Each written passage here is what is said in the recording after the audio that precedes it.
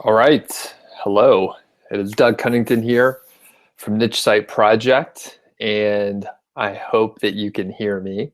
We'll get started here in a minute. If you are just joining us, this is the behind the scenes webinar for a $500,000 niche site. So it'll be great to talk about this, and hopefully we'll have a few people in the house today. So again, this is Doug Cunnington. We'll wait a few minutes. I'm a couple minutes early, and hopefully no one had any trouble getting in. If you are in the chat room, and I do see we have a few people on, if you're in, please let me know where you're from. So if you go to the chat room, you could just type in, hey, let me know if you could hear me. Just say, yes, I can hear you. And let me know where you're at in the world. I'm in Bozeman, Montana. It's a little chilly today. It's snowing. There's a lot of snow coming down out there. So it does provide like good lighting from the window though. It's very, it's very bright. So, all right, cool. Dennis, what's up? Thanks, you could hear me. Excellent. It's always good when the technical stuff is working, at least so far. All right, Bob, Minneapolis. Awesome. Dennis, you're from Vancouver. Mel from Germany. Welcome. So we'll get rolling here in a few minutes. And Valen, hey, how's it going, Valen? And Slovenia, that is Tadij, I'm gonna guess. So sorry if I mispronounced it. Brian from the UK, Riza from Indonesia, Bulgaria, all right. Is it too loud? Am I talking too loud? Sometimes I get excited and I'll make it a little too, I'll talk too loud. All right, Justin, how's it going? You just woke up, great. Awesome. What's up, Jim? Good to have you. All right, excellent. So we'll get started in a second. I know sometimes people are a little slower to get to it and join up. Jason from Perth, thank you. And cool, looks like we have a decent number of folks in the chat today. So I see a few more folks just as attendees. So if you didn't announce yourself, I'd love to hear where you're from. And I guess everyone's confirmed that they could hear me, so that's always good. So as we're sitting around and just waiting, I guess I could just talk a little bit. I recently, for Christmas, I got a Kindle. So I've been reading a lot more lately. It's nice, you know, I like to have a paper book a lot of times, but you know, the Kindle's nice just because I don't have to haul around so many things. And our public library here has, I guess they're part of the Overdrive program. I'm not sure if you guys have those around where you're at, but basically it's pretty easy to check out ebooks, get them over to my Kindle so I don't have to spend quite as much on books. All of a sudden, I mean, you know, you could find yourself spending hundreds of dollars on books and you may not get around to reading them, but it's kind of nice because you have a deadline of 2 weeks and then the book goes back. So it kind of forces you to read, and I've been enjoying that quite a bit. Matt from Philly, thanks. Good to have you here. And anyone else, if you haven't let me know where you're at, please do. And as we're going through here, I'll continue to burn a little time just to give everyone a chance to join. Another gift that I got was Tools of the Titans. I'm not sure if this is mirror image or not. It looks like a mirror image to me, but maybe that's just because of the way I'm viewing it. Tools of Titans. So I'm excited to get into this. I haven't gotten around to cracking it open yet, but I'm a big Tim Ferriss fan, and I'm excited to sort of like revisit the notes from the podcast. I think it's primarily notes from the podcast with some additional like context around it. So that'll be pretty cool, and I'm excited to get into that. So I am going to test out this poll system that I have here. So I'm just curious if you've created a niche site before. So I think I'm gonna start the poll here, and I believe it should pop up, and then you'll be able to just vote and let me know if you have or not. Now let that run for a minute or two before we go and visit the results and sort of get an idea of like where everyone's at on the call today. So like I mentioned, we're going to go over this $500,000 niche site case study that I'm working on. And this is sort of behind the scenes. So I think, most likely you've taken a look at the 2 posts that I've published so far. So I'll probably highlight a couple things in there, and I'll go ahead and talk about other stuff. A few people did send me in some questions that they actually weren't able to attend today. So I'm going to hit some of those. And that's a key thing to note. So in the chat room that everyone has said hello in, you can sort of mark your message as a Q&A. So I'll answer all the questions at the end. I'll stick around and just answer whatever questions we have. But if you mark it as a Q&A, it'll make it a little easier for me to like go back and find those.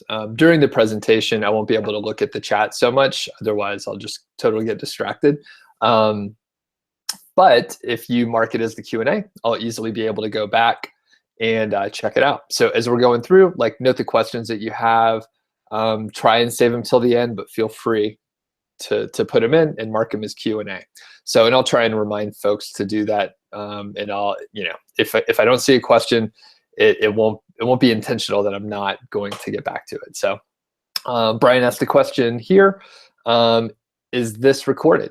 Yes, it will be recorded, and you'll be able to go view it later. If you're here, you signed up for it, and you're on the email list that will send out the replay link later on today. So if you're unable to watch everything right now, or if you want to revisit something or whatever, then you'll be able to come back to it later on. So I'm gonna pour some water. I'm gonna be trying to drink a lot while we're talking here, so pardon me as I just keep trying to load up on water. I don't usually talk too much, at least not for extended periods, so I'll try to not lose my voice, and the water will help that. So all right, let's check out the poll really quick. So it looks like about 2/3 of the group have created a niche site, and about 1/3 has not. So I'll go ahead and end this poll, and I think you may be able to see the results. Actually, I don't know how it looks on your end, but and now I'm a little stumped, but okay, I think we could begin now. So I'm gonna head over and share my screen for the presentation. And if it freezes up or does anything weird, please let me know, and I'll try and fix it. If it does freeze up and it sounds like you let me know in the chat, and it sounds like other people aren't having that issue, just try and refresh your browser, and sometimes that helps. From experience, it sounds like just refreshing a lot of times will resolve it. So again, this is the behind the scenes for this $500,000 niche site case study. It hasn't been sold yet. We're sort of in the middle. And I'm Doug Cunnington from Niche Site Project. And I'll just kind of go through a little bit of an intro. I'm not sure how many people know me well or anything like that. So I'll kind of get into some background. And I think I probably mentioned it, like there's no pitch. I'm not selling anything on this webinar today. I'll try and sell you stuff later, but not today. We're just talking today. So let's move on to the next slide here. Okay, we already did the sound check. Everyone seems to be able to hear me. And I'm going to start with a little quote here. In life, people tend to wait for good things to come to them. And by waiting, they miss out. Usually, what you wish for doesn't fall in your lap. It falls somewhere nearby, and you have to recognize it. Stand up and put in the time and work it takes to get it. this isn't because the universe is cruel. It's because the universe is smart. And that's from a book called The Game by Neil Strauss. The book's about like the pickup artist community and stuff, but it's a very interesting book as far as sort of a memoir. But that quote is really cool, and I think it's sort of you could apply it to almost anything in life, and I think a lot of people can relate to it. And as I'm going through, just niche site stuff and online entrepreneurship and that sort of thing, it really comes into play. Like, you got to work for this stuff. So, all right, let's get to it. Who am I? I'm Doug Cunnington, and I founded Niche Site Project a few years back, a little over 3 years ago, and I really didn't have any idea about like niche sites or the online community at large. I didn't even realize you could make money online. In fact, I'm sure when I first started like getting into it, I didn't really believe the things that I was hearing. So now I'm writing those things that people don't believe, the headlines and stuff, but I can assure you, this stuff's real. So, and sort of my past track record, I've had like some big ups and downs with niche sites. I have coached a lot of other people, dozens of other people. I do some sort of ad hoc coaching and consulting for different SEO clients, usually sort of one-off type situations. A lot of times people come to me because of my project management background. So that's the PMP here. I'm a project management professional, and that's like, pretty well-recognized certification in the corporate world for, just knowing how to run a project. And it's actually a very hard test. You have to have thousands of hours of experience just to take it. You have to take a boot camp, so on and so forth. But I had a background in management consulting, which sort of goes, hand in hand with project management. So that's sort of, where I've come from. I have been featured or mentioned on Neil Patel, Backlinko, Charles Float, Opt-in Monster, Empire Flippers, and so on. You could read the rest. So I've been around a little bit, and I guess some people care what I have to say. So this is sort of a timeline just to give you an idea of the roller coaster ride that online entrepreneurship can bring. And I won't read everything here. I hope you took a look on the posts, for which I think you probably saw them. So part 1 and part 2 are here. But essentially, in April of 2013, I was looking for a new podcast to listen to, and I found Smart Passive Income. So at that point, I downloaded, the 70 episodes that Pat Flynn had in his queue at the time, and I listened to everything. At some point, I found Spencer Hawes at Niche Pursuits. Somewhere, I want to say it was like 50 or 60 episodes in, and then hopped over and read everything that he was getting into. And that coincided when he was doing his niche site project, I guess number 1, where he did the survival knife stuff. So I followed that, sort of tried to recreate what he was doing, and followed what he said. I learned a lot along the way. And, my first niche site built on Amazon did really well in December of 2013. And then it crashed like right after that. So you can see this sort of this trough in the graph, and things kept going up and down. And I built some sites and lost some more sites. And I got laid off from my full-time job last year. Things got better once I started focusing, and my niche sites are doing really well right now. So that's sort of how we're here talking about this 500K project. And just a reminder for people that may have joined a little bit late, there's Q&A at the end. Feel free to ask questions throughout. If you can remember, it'll be super helpful if you note your question within the chat, like as a question. So there's a little option to the left of the chat message area. I'm pointing at it on my screen, but you can't see that, of course. But if you mark it as a question, that'll be a little easier for me to go back through. And I haven't done this before, but if you're brave and you want to speak to me, let me know. I'll bring you on live. I can make you a presenter, and we could just talk back and forth. That'll be really cool if you just want to ask questions and just sort of move through it a little bit more quickly than through chatting. So I'll throw that out there. If it turns out it doesn't work well and it goes off the tracks, then we'll pull it back in. But if someone wants to join me on here for the Q&A part, I'll let you come on. So, all right. Just a quick note, we'll kind of go through these fast because I think a lot based on what I've seen as far as the group that we have.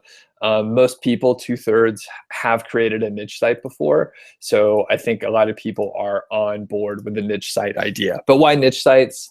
Like overall, they're pretty cheap and easy to get started. So like I mentioned, I really didn't have any idea what I was doing back in 2013, but I quickly, learned the nuts and bolts of WordPress. A hosting package doesn't have to cost very much if you get a basic shared plan, and you could use a free theme. And as far as starting a business that you can actually grow into a full-time job, more or less, or a full-time income, a niche site I think is the best way to get started. Additionally, you really get to learn the ropes across the board. So as I mentioned, I didn't know anything about hosting or WordPress or themes or anything, let alone SEO. So that is like a huge amount of stuff that you can learn that you could apply to so many other areas, right? So you can go work at a marketing agency. You could potentially work as an in-house person doing SEO for some other company. If you want to do freelance work, you could use these skills, the writing, the SEO portions. You could do freelance stuff, or you could do niche sites. But the point is, you get to learn a wide range of skills overall. Next is around growth. So you do have the option with a niche site to keep it small. Some people just want to make enough to cover their car payment or something like that, pay off a little of their student loan maybe, and you can keep it at that size if you want. Or if you really like the model and you enjoy it, well, you could put a lot more time into it. You can grow your site through adding more content or getting more guest posts. You can build new sites and have a portfolio of sites, but you really have a lot of options in a way that you don't have options, say, with Amazon FBA. That's a nice comparison. A lot of people are interested in Amazon FBA, and while the margins can be higher and you may be able to make more money, one of the biggest issues that I have with FBA, especially for beginners, is it takes a lot of capital, right? It's closer to like running a business because you have to buy products, even though you may not be selling and or processing them. You still have to buy products that sit at a warehouse to be shipped off. So the growth potential for a niche site is great, as we're showing it, hopefully in this case study. So the one thing to note is you do need to have a plan, right? So there's a lot of blog posts out there, podcasts. You can follow tons of information, but it's pretty confusing to put it all together. One of the biggest issues that I had was there are so many different sources that you could draw from. And if you try to follow a little bit from here and a little bit from there, you're usually going to be, one, confused, and then two, you're going to be scattered because you're not following just one plan. So it's important to have a plan, and it's even more important to have like a concise plan where you're following, one person's model. So what I'll present today, it's a way to do things, right? It's not the only way to do things. And I think it is important to just, pick a plan, pick someone to follow, follow the way they do things, and don't try and mix and match too much until, right, I think once you have developed a deep understanding for what you're trying to do, then you can do some mix and match, and you can find out what works for you, where you excel, and then move forward from there. But don't try and put together a skeleton of multiple people's plans. Sorry, a Frankenstein of people's plans where you sort of have just a mix or a mismatch of things to do. All right. And basically, a lot of the niche sites these days, it's going to take some time to ramp up, right? So you can make a couple $100 in a few months if you're doing plenty of work on it and you're putting the time in. If you're looking to make a few $100s a month on average, like consistently, like that's probably going to take at least 6 months up to 9 or 10 months. It varies, right? Those are just sort of ballpark figures of how long it's going to take and how much you could make, but things take time, and that's why it's super important to like have a plan as you're approaching it, because you're going to run out of steam and get frustrated if you're sort of just picking something to work on here and there, and then you don't have like a solid outline of like what you're trying to do. So yeah, you'll waste a lot of time if you don't have a plan. And again, even if you don't follow my steps, or you don't want to follow my steps, at least have some time set aside so that you can write everything out, write out another person's sort of guide, and understand what they're trying to do from beginning to end. The plans will change, and as we go through this case study today, you'll see plans are changing all the time, but it's really important to go through the process and think about things ahead of time, so that when things do change, you may even have a contingency plan already in place. And if not, you've at least done some due diligence around,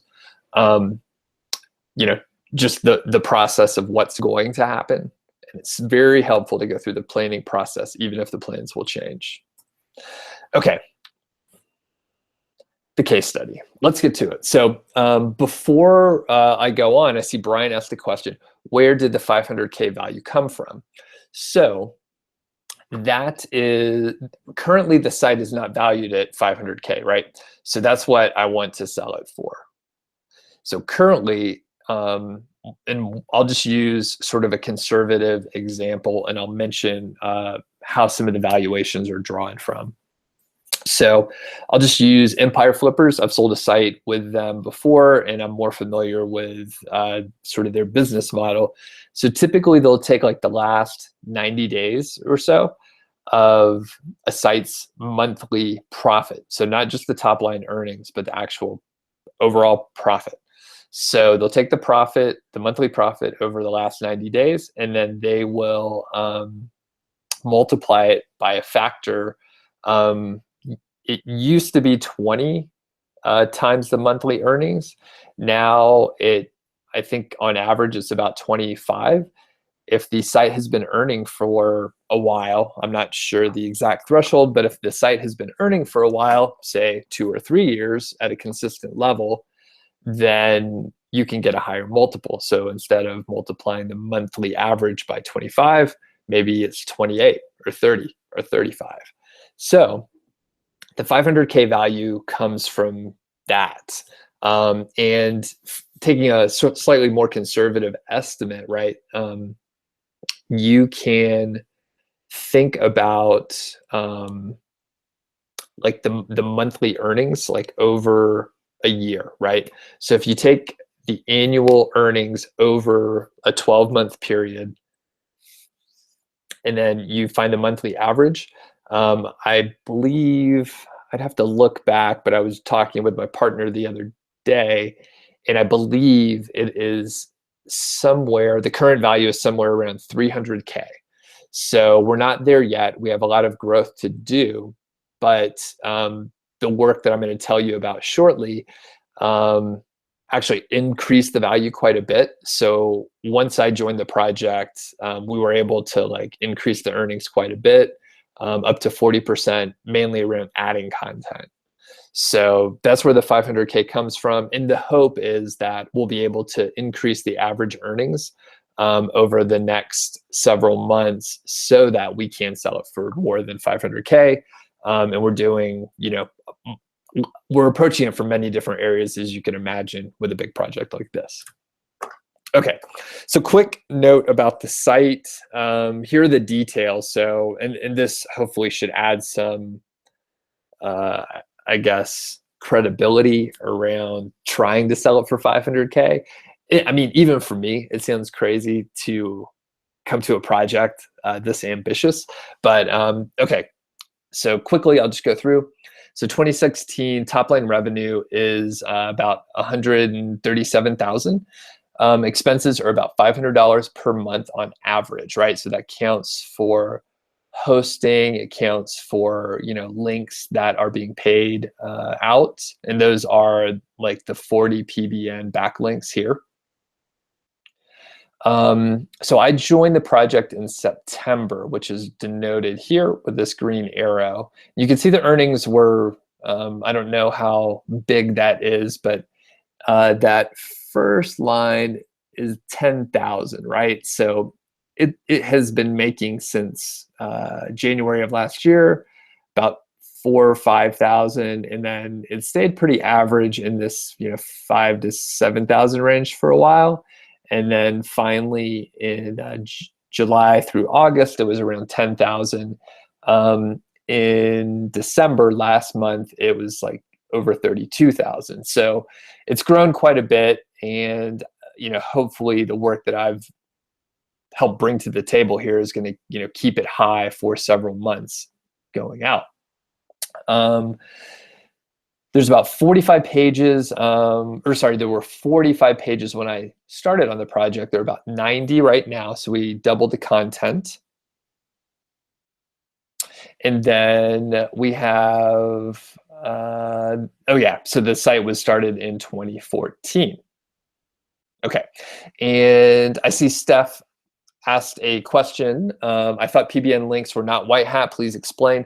That's correct. So the whole idea, and maybe this is on the next slide. Okay, yeah. So thank you for asking that. There's a perfect question, and it brings me to the next slide. So the plan that we're going through here, so the whole idea and the whole reason I'm even involved in this project is we want to sell the site, right? The owner wanted to sell the site, but he had these PBN backlinks, and it was going to be harder for him to sell the site, and he wouldn't be able to even get as much as it's worth because of the PBN links. A white hat site, as you're mentioning, would not include PBN links, and one can sell a site for more if it's white hat, just because it's a more secure type investment for whoever's going to buy it. So the whole project is predicated on the idea that we're going to replace the PBN links with guest posts. So that was the whole impetus of this plan. So this plan, number one thing that we're doing is replacing those links, because that is literally why the site gets traffic, and we're replacing it with guest posts. So Steph, that's a perfect question. The secondary goal is improving the existing content. So when I came to the project, admittedly, the content on the site was not that good. It just didn't have the right kind of sort of authority and information. So I'm pouring some more coffee here, so sorry if that's splashing right into the mic. So the thing is, the content was terrible. So we knew we needed to come back and improve it. The third thing is the site didn't have that many pages. Like I said, it only had like 45. And if we want to sell the site for $500,000, right, we're going to need to have a more authoritative site that looks bigger, that maybe even has some brandability along with it. So we knew that we were going to need to add more content, and more content that was sort of helpful informational content versus affiliate reviews, which is primarily what those first 45 pages were. So just in summary, like, we planned on adding guest posts, improving existing content, and adding more content. So pretty tight. We're not like getting too ambitious and varying from this original plan. And again, it's always important to have a plan. We had all this stuff mapped out like pretty specifically, each of these 3 areas. And we knew the plan was going to change, but we had to start from somewhere just so we knew how to assign things and just move forward in general. Okay, so for the guest posting, let's see. I'm curious. Has anybody out there done like a wide scale, a large scale guest posting campaign?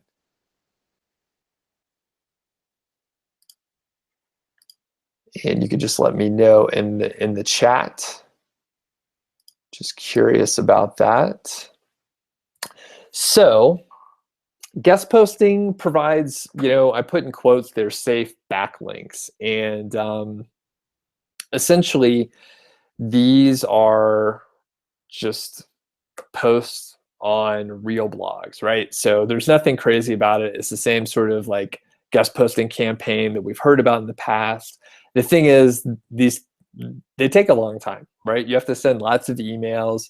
A lot of times when you read one of these case studies or how to do guest posting, they make it sound so easy.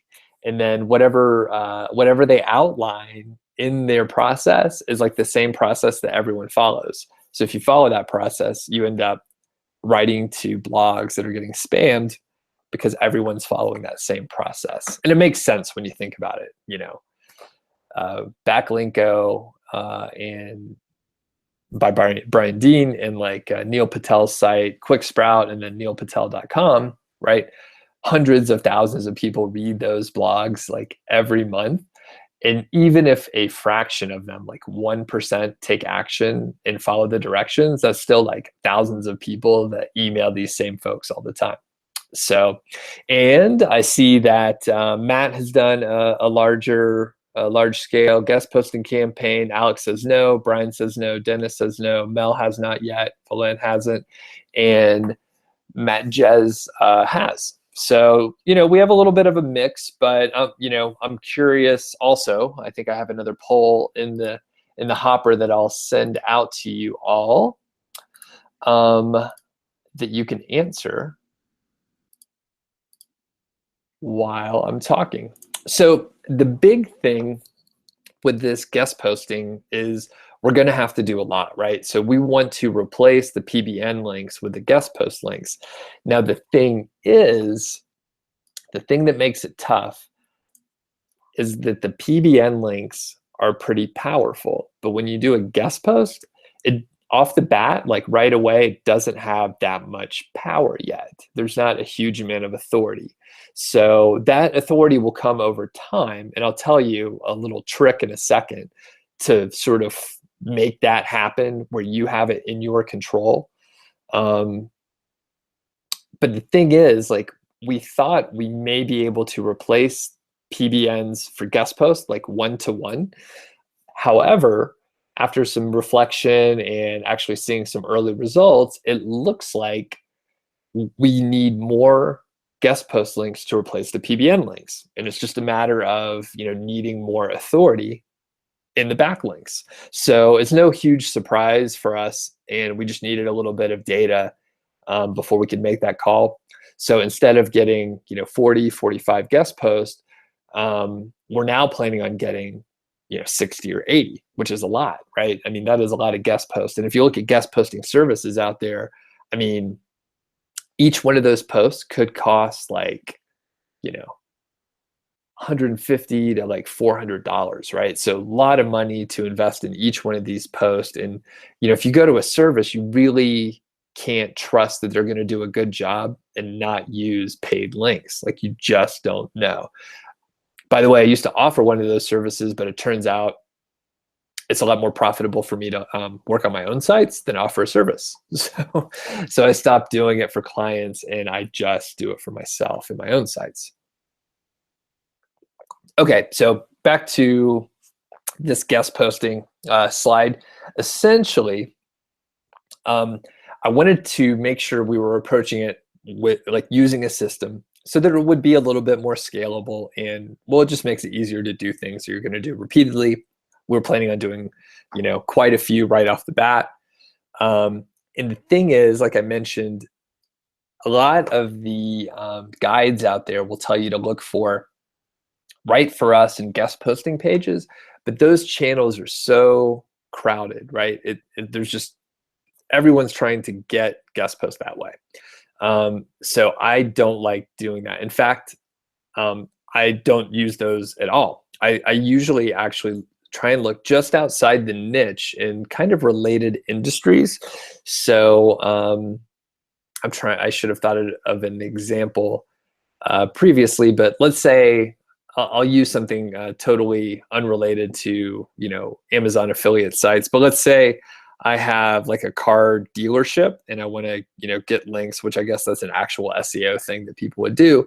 But if I was working on a campaign for a car dealership and I wanted to get guest posts, I would probably look for maybe like auto repair, shops, because there's probably lots of them, and reach out to them and see if they needed some kind of blog content and that sort of thing.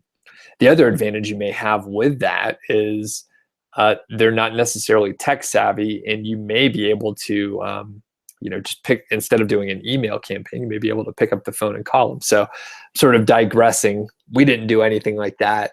But instead, we looked for other blogs that we knew were kind of related. I like to call them shoulder industries. So, if it's the car dealership, shoulder industries are other industries that sort of support that particular one. So there's like auto repair, auto maintenance. There's a lot of different sort of accessories that one can get for a car. So you go to those areas instead of going to directly what that niche is. If you went to other car dealerships, those are your direct competition, and you're probably not going to get much cooperation with them. So once you sort of figure out who you want to approach, you test it. So you do the outreach, you send out the emails and refine your process. So for this project, it was interesting because essentially you send out a handful of emails, right? You do a sample set, and then you find out what kind of response you got back. Were people happy to hear from you? Did you get very few responses? And then you could tailor it from there. So for us, it was it was interesting to find out which industries worked well. So I can tell you a lot of times I have great luck with mom blogs and sort of parenting blogs, and they tend to convert pretty well, especially if you take the time to do this high touch approach where maybe you comment on one or two of their recent blog posts, share their material. I like to, it's not a huge trick, but a lot of people don't apply it to guest posting. So this is where you sign up for their email list, and then, you get a couple messages, you reply back to one of the messages. If you do that, almost 100% of the time, if they're paying attention to the blog at all, they're gonna read that email. Now, you're gonna get a higher response rate if you have commented, they've seen your name around, and you'll be able to really build a relationship with that person. And it's much easier to get a guest post if they like you. So that's, a bit of a trick, and it takes longer. But the thing is, if you're trying to build, like we're trying to build an asset that we can sell for a lot of money, and you're going to have to take the time. It will take time to do it. It'll be worth it. And it's less crowded because people are not going to put the time in. Most of the time, people are lazy, and I try and use that to my advantage. Okay, so I will end the poll. It sounds like 92% of the people that responded to the poll do struggle a little bit with link building. I do a little bit every now and then. So it's always tough, and I'm always learning more from other people that are doing different kinds of link building and that sort of thing. So All right. Steph asked a question, and that is, where do you get the cost for $150 to $400 per backlink? What does the cost represent? So those are basically if you went to a service like say the Hoth, there's one called Fat Joe, there's several others out there that offer like guest posting services.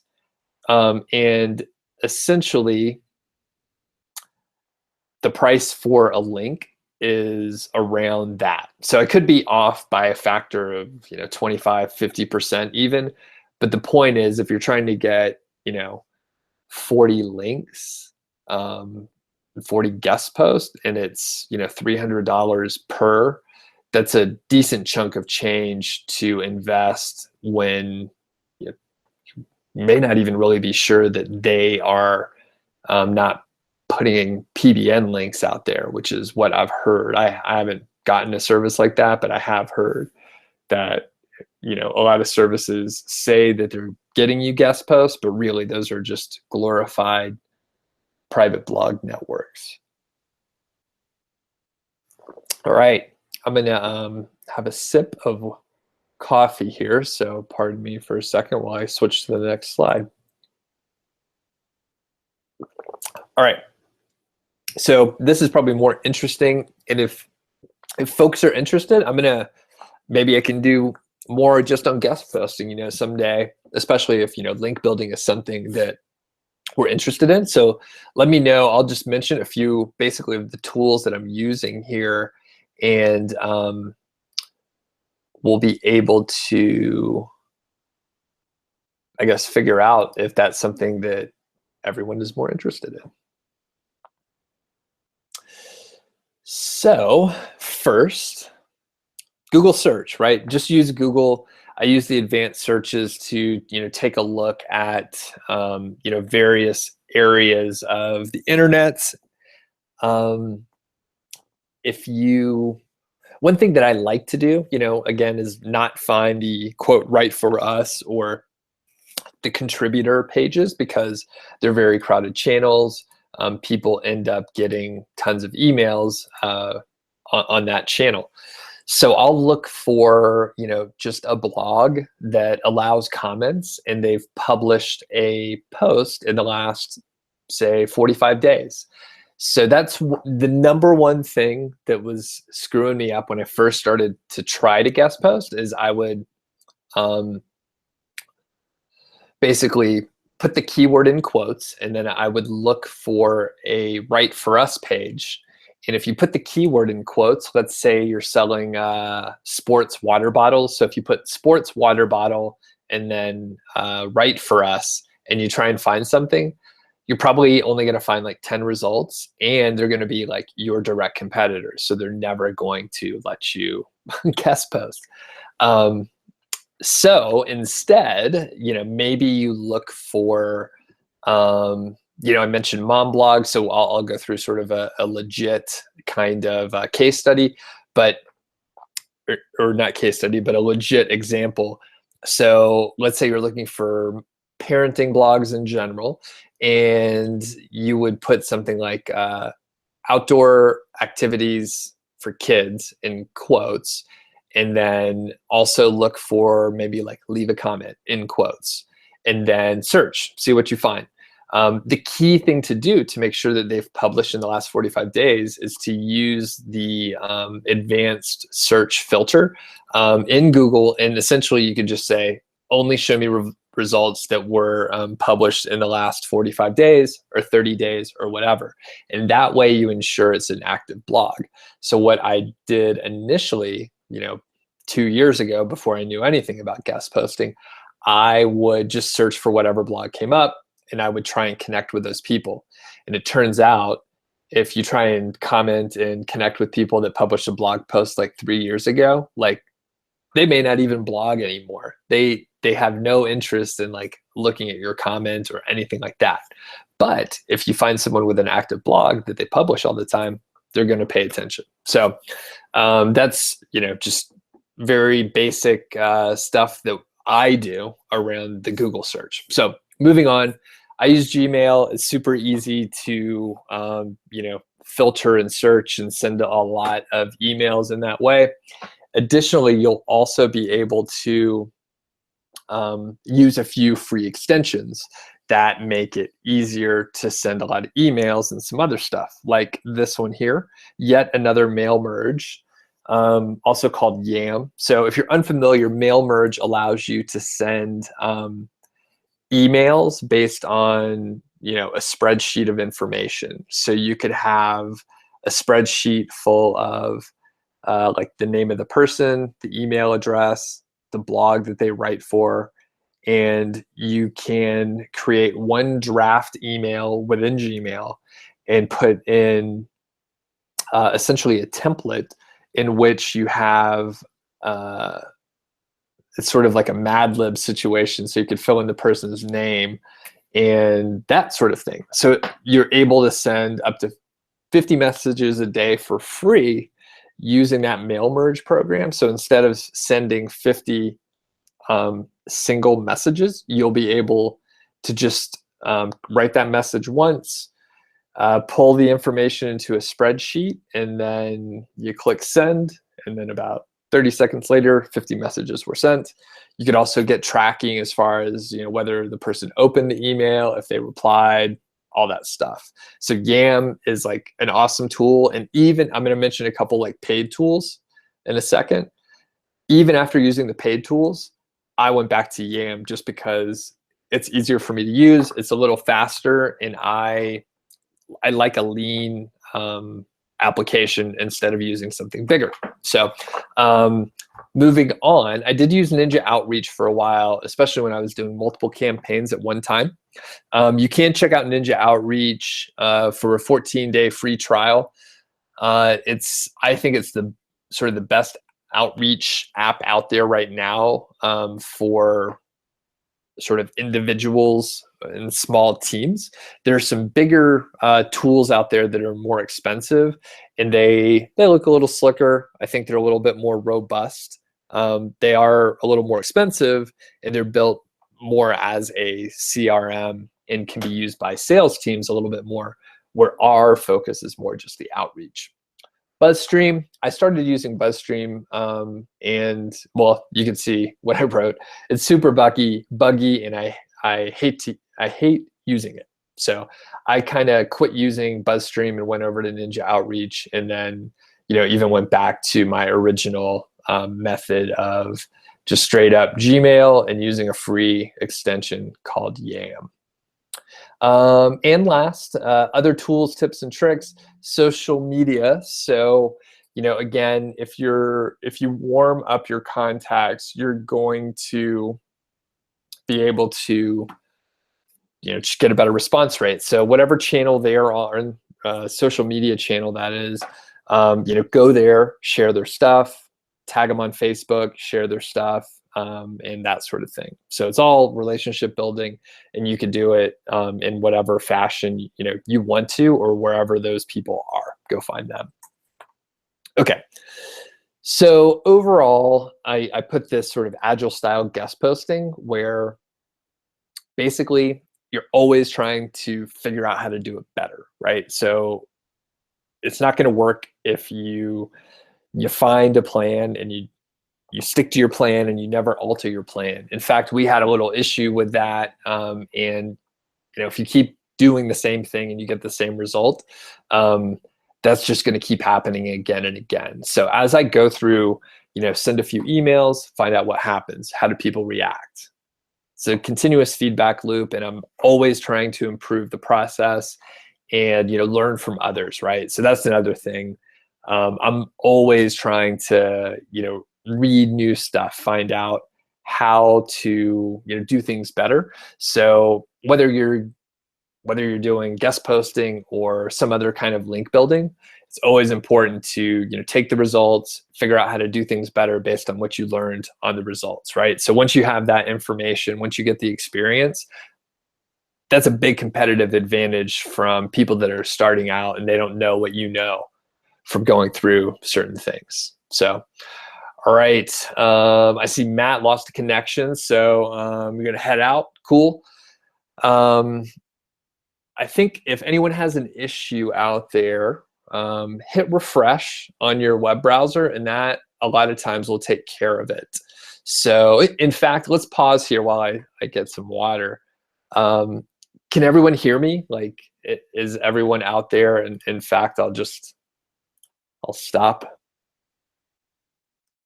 so we can just make sure everyone can hear me. All right. Okay, cool. Matt's back. The refresh worked. All right. And I think I have another poll that I set up, which I will get going. And actually, yeah, this one is relevant for what I'm about to cover. So start poll. Okay, so do you struggle with hiring VAs or virtual assistants, like writers, editors, content managers, any kind of problems with it? And if you have any specific like issues, I guess you could let me know. All right, so everyone's like, yeah, you could hear me. Cool, thanks, Dennis, Steph, Alex, Jason, thank you. Funny thing, once I was doing a webinar, it was like an inner circle office hour session for a course called 5-Figure Niche Site that I do also.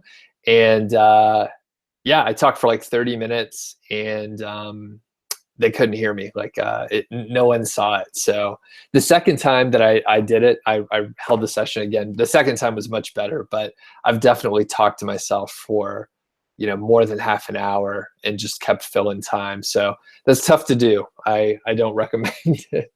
So, all right, cool. So we're back.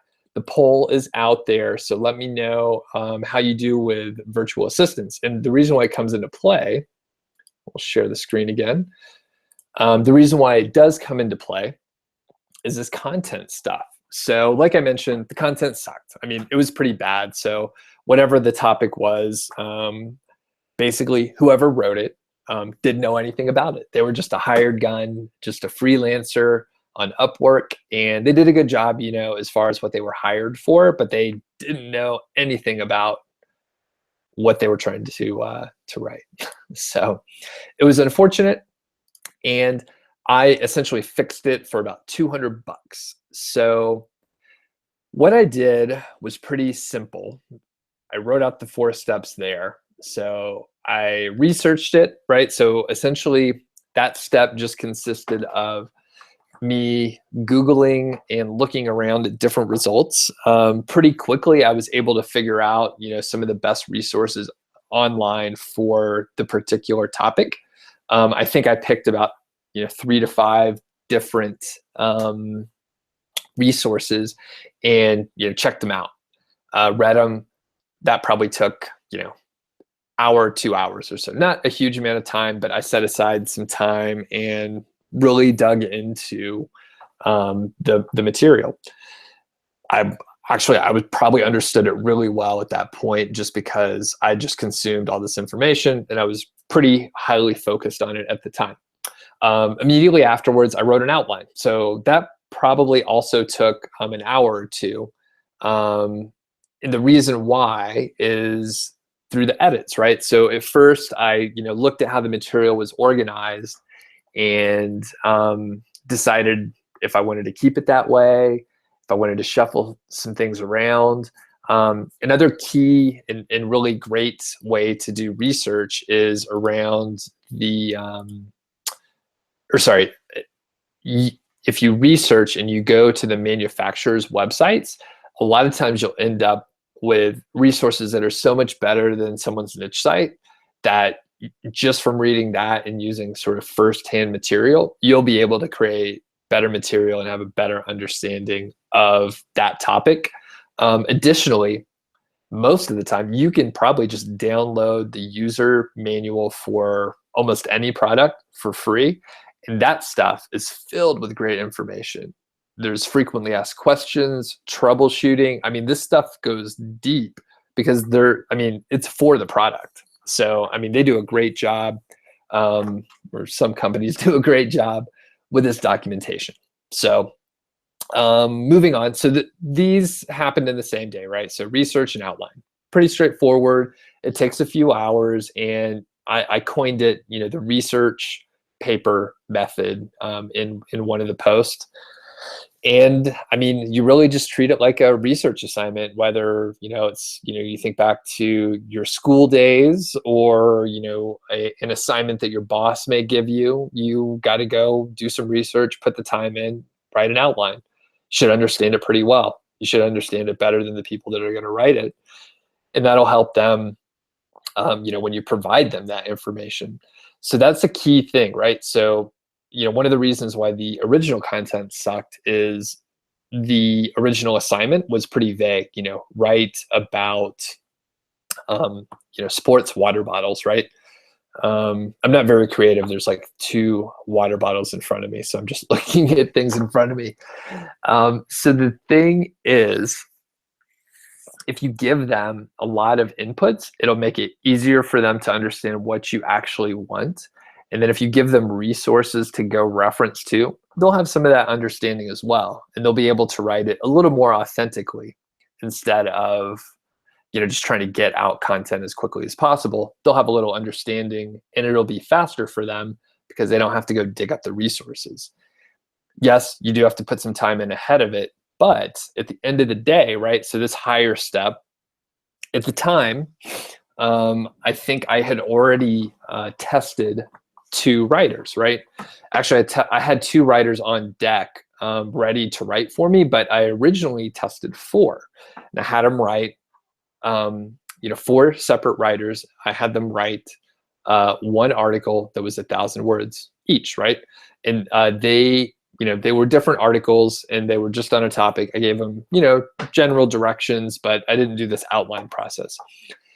From that, I got 4 articles, and it was easy for me to see who I wanted to work with and who I didn't. So when I needed to get this longer content written, I knew I can go to the best writer, and I think I paid around 2 cents a word or something like that. I don't remember the exact amount. I should have noted it before I started talking here, but essentially it was a reasonable but not very expensive rate. It was someone who was new to Upwork, and I've already tested their work. And in fact, it was only a few days after that first trial job in which I paid them for. So they were, still ready to get some good reviews from me, and they didn't have much other work to be distracted by. So I was able to hire them quick. And like I said, it only cost, a little under $200. And then I had my editor, right? So I didn't even read through everything, but I had my editor edit the material, make sure that, there were no mistakes and that sort of thing. I do think it's important to have an editor. A writer can edit their own work to some extent, but a lot of times it's tough to see, especially if, they're turning it around pretty fast, and they were. So after I hired it out and published it, the results were great. So I'm not sure what this slide is next. Okay, cool. So research paper method, I've already talked about. Luckily, this lines up with what I said. So find some good resources, create an outline, write the content, publish it. So, and here I say it's simple and effective, and check out the growth from September to December. So it was $10,000 through the month of December, right? So there's that, 10,000. In October, it grew to 14.6. So that's about a 40% improvement. Now, I threw in November and December, even though that's part of the retail season, and great things happen during that time frame that are, outside what I've worked on, as far as content and adding links and that sort of thing. But nevertheless, the site continued to grow at quite a large rate. So November was like 19,000. December was over 32. The point is adding the content, and you can see it here between September and October. So that's a 40% increase in revenue. And it actually, there was a 40% increase in traffic too. if you want to follow the cause and effect. But essentially, the bottom line, the thing that matters, is this 40% growth. All right. The third part, and we're coming up on like 1 hour here, so I'm going along a little bit here. Sorry. So I'll try and talk a little faster, and then we have some more questions at the end, and then we'll have some Q&A. So I'll keep going through here.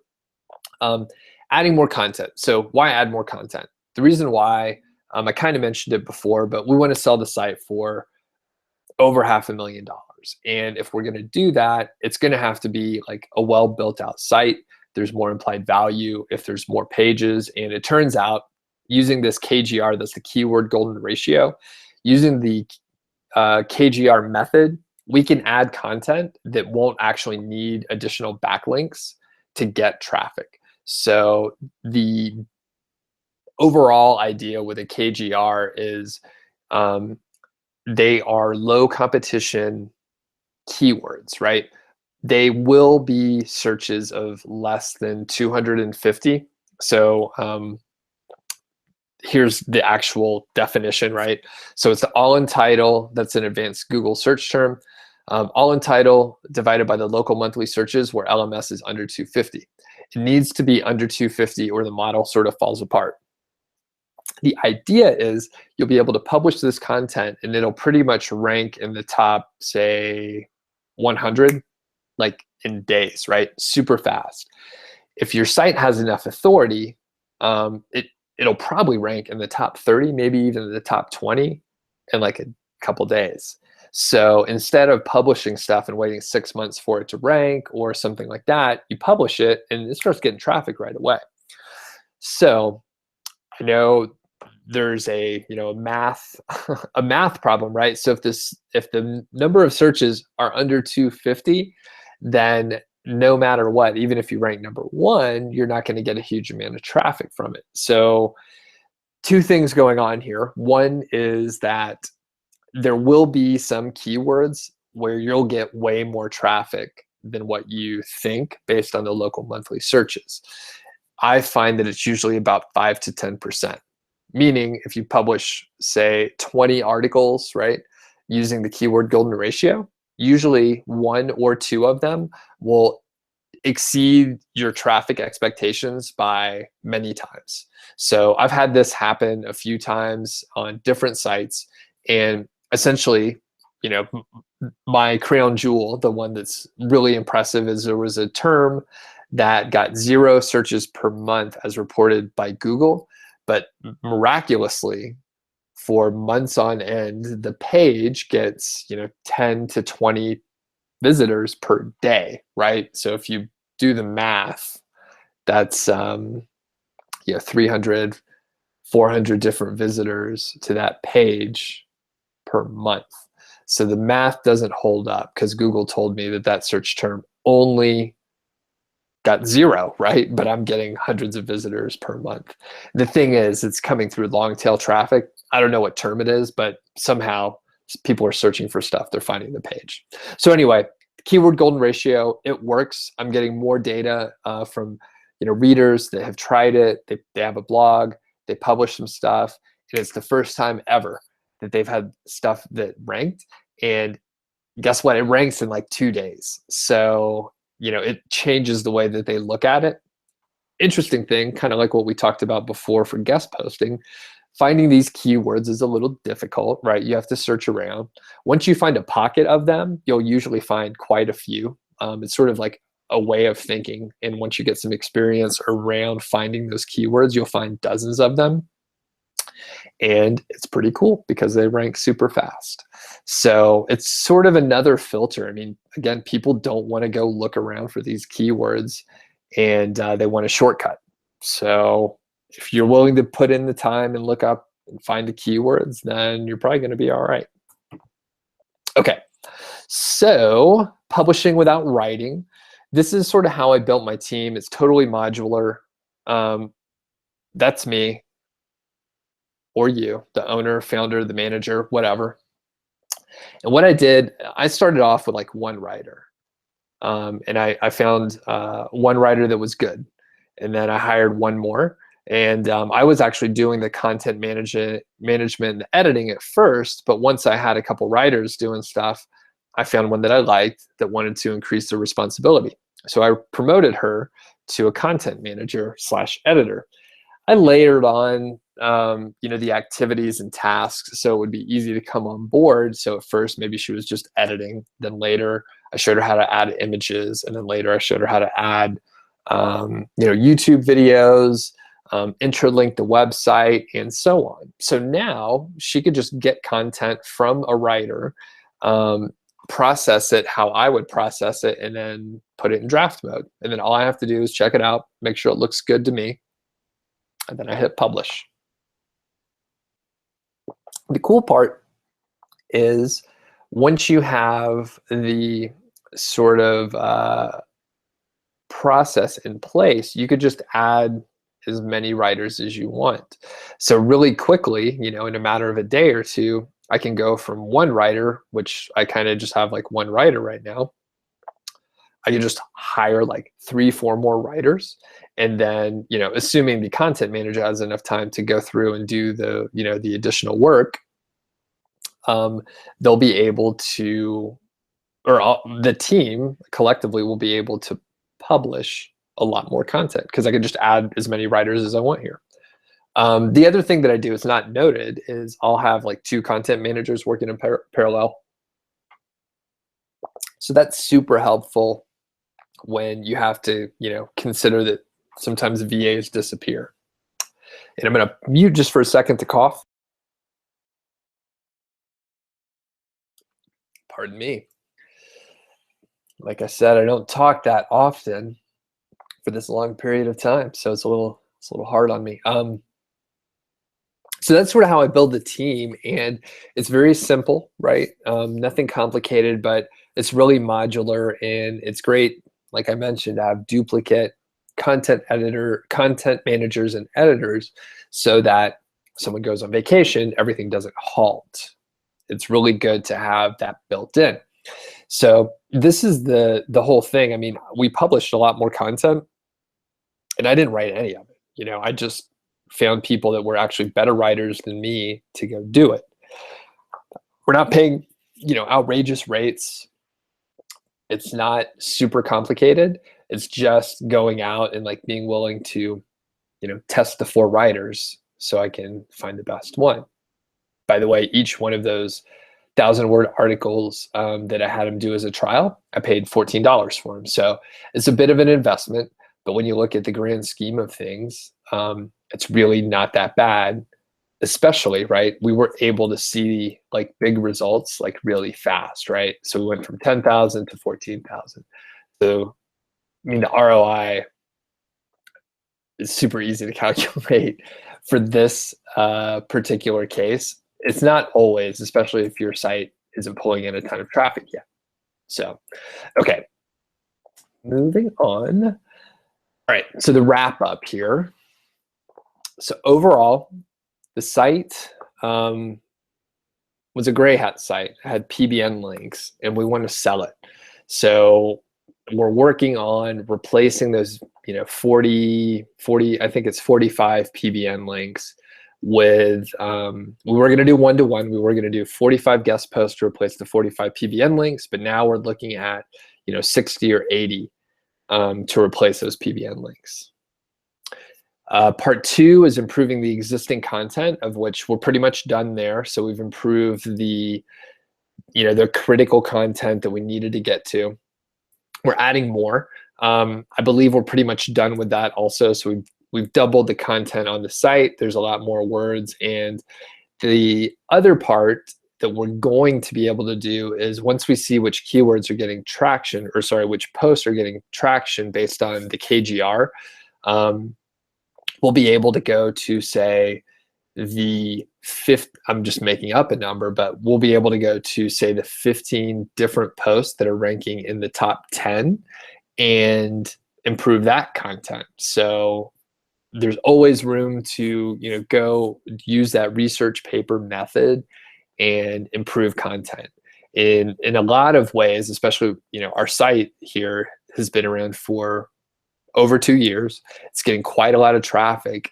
So if we improve the content and people still come to the page, rankings will probably move up just by having an improved sort of, I guess, user and visitor response. So, Google will look upon that favorably. A lot of times rankings will go up.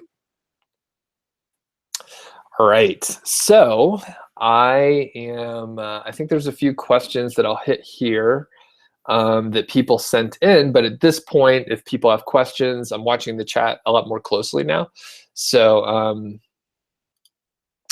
I can get to that. And what I'll do is, okay, so I'll display this. There's a few questions that are a little bit more wordy. I'm going to read this out just so everyone can get an understanding. Okay, so in part 1, this is referring to the post that I wrote, Project Go White Hat, part 1 here. So this question is from Leo. So thanks, Leo, for sending this in. He wasn't able to attend, but he's a fan of the blog, so I asked him to send these in. So Leo, appreciate it. You mentioned that you took over the site with 2,500 daily visitors and 300 blah, blah, blah daily revenue.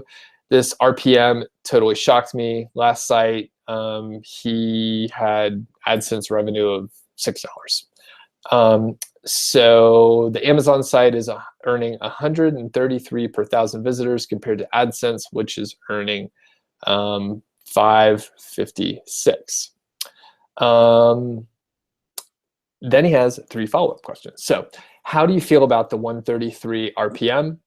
I feel good about it. And then, is this normal for your Amazon sites, and are 2,500 visitors solely from organic traffic, or do we do AdWords? So I'm gonna stop sharing so I can wave my arms around and stuff and say hello to everyone. And Dennis, I see your question. I'll come to that just in a moment. Thanks for asking. Okay, so basically, how do I feel about the $133 per 1,000 visitors? You know what? I don't even look at that stat, so I assume that's pretty good. Like, we're happy with the earnings per visitor, right? So that's good. Is it normal for my Amazon sites? Since I don't look at that RPM stat, it's a good metric, right? A lot of people use the RPM stat. I just happen to not do that. For AdSense, I believe that is like in the chart, like that's something they tell you. So that may be why Leo is honing in on that. And the thing that I do know for a fact, the 2,500 visitors, that is from organic traffic. Yep, that's organic traffic. We don't run any ads or anything like that. We don't know how to do paid traffic, so we don't do it. We know how to do SEO and organic traffic. So all the traffic is coming through, Google organic search. And I could do trying to think. There's another site that I may be able to look into as far as the RPM, but again, it's not something that I look at, but we know the site's doing well. The conversion rate could be a little bit higher, but at this point, we're looking at that, but we're looking at it in other ways. So, okay, moving to Dennis's question. So for us starting out, should we consider private blog networks or stay away? So it depends on your risk tolerance, right? I would say, if you're just asking me, I'll just say stay away, right? So there's a couple areas to look at. So number one, if you do PBN stuff, either you're going to have to learn how to set up PBNs, which is a whole other skill set aside from what you actually need to learn about Amazon affiliate niche sites. So those are like 2 separate things. So if you're just starting out, I would say just work on your Amazon site and learn how to do things in a white hat way. I will tell you that the white hat way, it takes a little bit longer, right? it's a different set of skills, but it's also, something that you'll have to develop. If you do PBN stuff, you'll have to develop gray hat skills. I don't think those are as valuable in a sort of marketable way. And both ways can get you great results, right? So the site that I'm working on now, this 500K project, it's doing awesome, right? And it's made a lot of money, and it was built on PBNs. And I know PBNs work great. I know a lot of people that their whole portfolio of sites is based on PBNs. I'm friends with people that have, very large networks, and they're doing great, right? If you do it the right way, you'll do fine. But I would say if you're just starting out, I wouldn't do it. So the other thing is with PBNs, right? There's risk in any kind of venture, online or otherwise. There's always a risk with a niche site, right? So if you do white hat stuff, there's still a risk that you could get penalized, right? You could violate some other terms of service.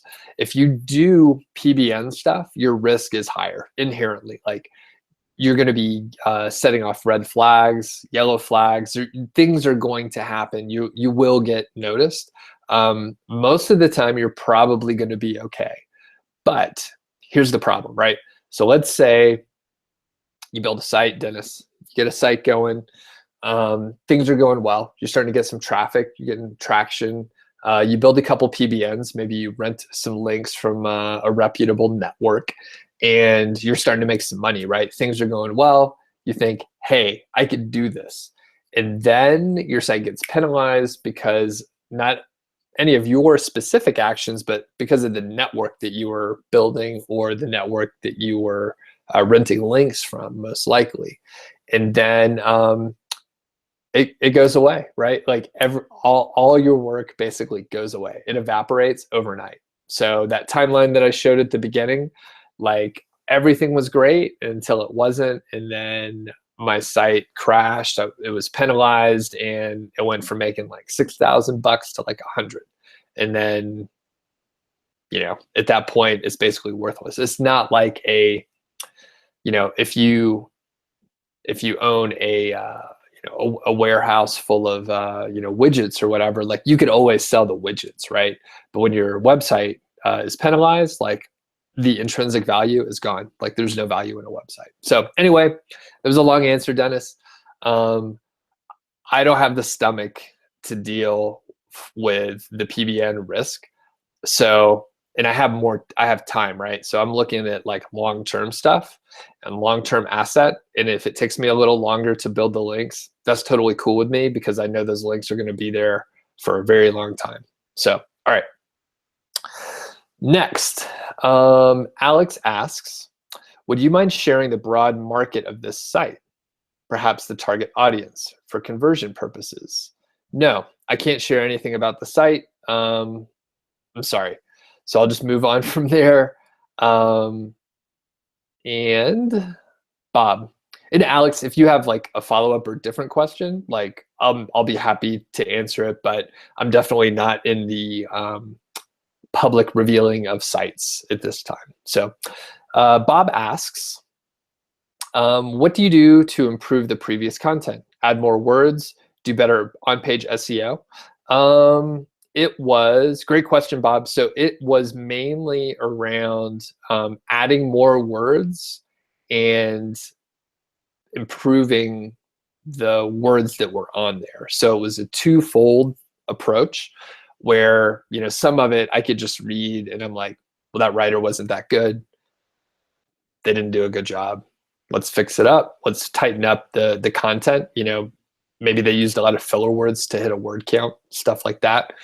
So we pulled out the stuff that wasn't as good. And then we added, to be specific, we added like a huge like user buyer guide type thing. So like I said, I consolidated so much information from so many different sources that like we actually created like a unique piece of information no one else had. And as far as like the better on-page SEO, I mean, it got better, but I didn't do it intentionally, right? So by adding in those certain elements, right, we were able to add in more headings, right? So we use H3 headings all over the place for each of the sort of features of the product. So that allows you to actually just improve the on-page SEO by providing better content and like organizing it in a smart way. So again, I didn't do anything intentional. We just improved the content and like it was better, right? So we started getting long tail traffic. I believe that's how the 40% increase in traffic and revenue, I think that's where it came from, is long tail traffic, just from having a well-written article. So hopefully that answers your question, Bob. Let me know if you need more. Okay, Daniel asks, awesome, thanks for all the questions here. Okay, Daniel asks, from my experience, how do you find a VA for link building? Mainly skyscraper and broken links. Can you estimate how many VA hours are needed for such a link? I have actually struggled with that too. I don't know the right answer to your questions. So I can tell you that if you know exactly what you want to be done, you may be better off hiring someone and just training them how to do that, rather than hiring someone who says that they know how to do the skyscraper method in SEO. And I was telling my wife a quick analogy earlier, or I guess just a story. It was an analogy. If you hire someone who's an SEO writer, you're going to end up with like garbage content back because they think they know that they should add the keyword in certain places. But if you're, looking at best sports water bottles for runners that are in cold climates, and they start using that whole phrase all over the place, your article is going to be terrible. So I kind of stay away from people that say they know what to do. So the whole point, Daniel, would be, if you know how you want that process to run, you may be better off hiring just a VA who is not skilled in SEO, because there's a lot of misinformation in the SEO world, I believe. As far as the number of VA hours, I have no clue. So I would say like hire someone as a trial gig, and test them out on like a small task, right? Don't try to get them to do everything right off the bat. It's way too confusing for them.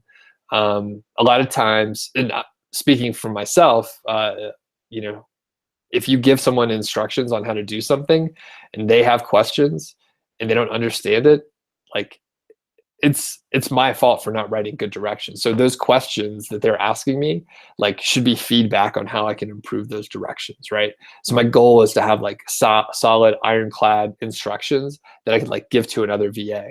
But it takes that first VA asking questions to like help me improve it. So the point being, you should grab a VA, get them to work on some stuff.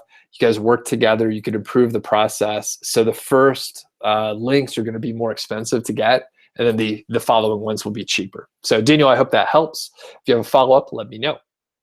Okay, and then Riza asks, I'm not quite sure about the keyword golden ratio. Where can you get that 0.25? What tool do you use? Dennis, thank you. Dennis sent out the link. So there's a video there, and I basically explained the whole thing. So there is no tool, and that's why it works, right? So if there was a tool that would just spit out these awesome keywords for you, then everyone would do it. It'd be like a really crowded set of keywords, and it wouldn't work. You have to look all these up manually and do it yourself. You could train someone. I actually had a lot of readers, they have built their own apps essentially, and it'll pull the data. They can put in a list of keywords, and then it'll sort them, and they'll have their keyword golden ratio stuff set for them. So there's definitely ways to systemize it and make it more automated, but yeah, I haven't done that, and I think there would still be some issues, because when you do an all in title search, there is a CAPTCHA that you do have to fill out. So Okay, moving on. Steph asks, I've never done any backlink stuff or guest posting. Do the writers you hire write under a pen name, or what is their background? So the writers that I hire, across the board in my job posting, I say, they're being hired as a ghostwriter, and their name will not be used. It'll be published under a pseudonym, and they won't get credit for it, and their name won't be published anywhere. So that's in the job posting, and it's, as soon as I get it, I publish it wherever I need to publish it. As far as like what name it's published under, it's whatever persona or outreach person I'm using for the specific site. So for this case, the 500K case study site, there's like a person's name. It's another pen name, right? So it's a pseudonym, and there's a persona on the website, and it's that persona. There's a person's email address associated with it, and it just pretty much looks like a real person and corresponds like a real person. So that's how I do it. Let's see. And next, Dennis noted, this is cool. Dennis says, you use the keyword golden ratio for a review post of a product, and it ranked number 3 right away with 45 exact matches. Well, that's awesome. I mean, that's exactly how it's supposed to work. And Dennis, how old is your site? Just curious of the authority and that sort of thing. And Bob also asked, am I still available for consulting and coaching? Yeah, I do some ad hoc consulting and coaching. It's kind of selective, right? I don't work with everyone. Depends on what you need help with and that sort of thing. However, since you ask, right, I have my course coming out next week. There's no pitch on this webinar or anything. My course is coming out next week, and there is a component. You can get like a weekly inner circle coaching call with me for like 8 weeks, right? So that's pretty cool. And there's also an option for like one-on-one coaching. So I'd point you towards that, Bob, at this time. So, essentially, my one-off coaching is limited. It's limited, but I work with a lot of people on that sort of ad hoc basis. So, all right. So Dennis says he published this keyword golden ratio article with 1,000 words. And the site is only about 4 months old. And let's see. And it ranked number 3 with 45 exact searches. So that's awesome.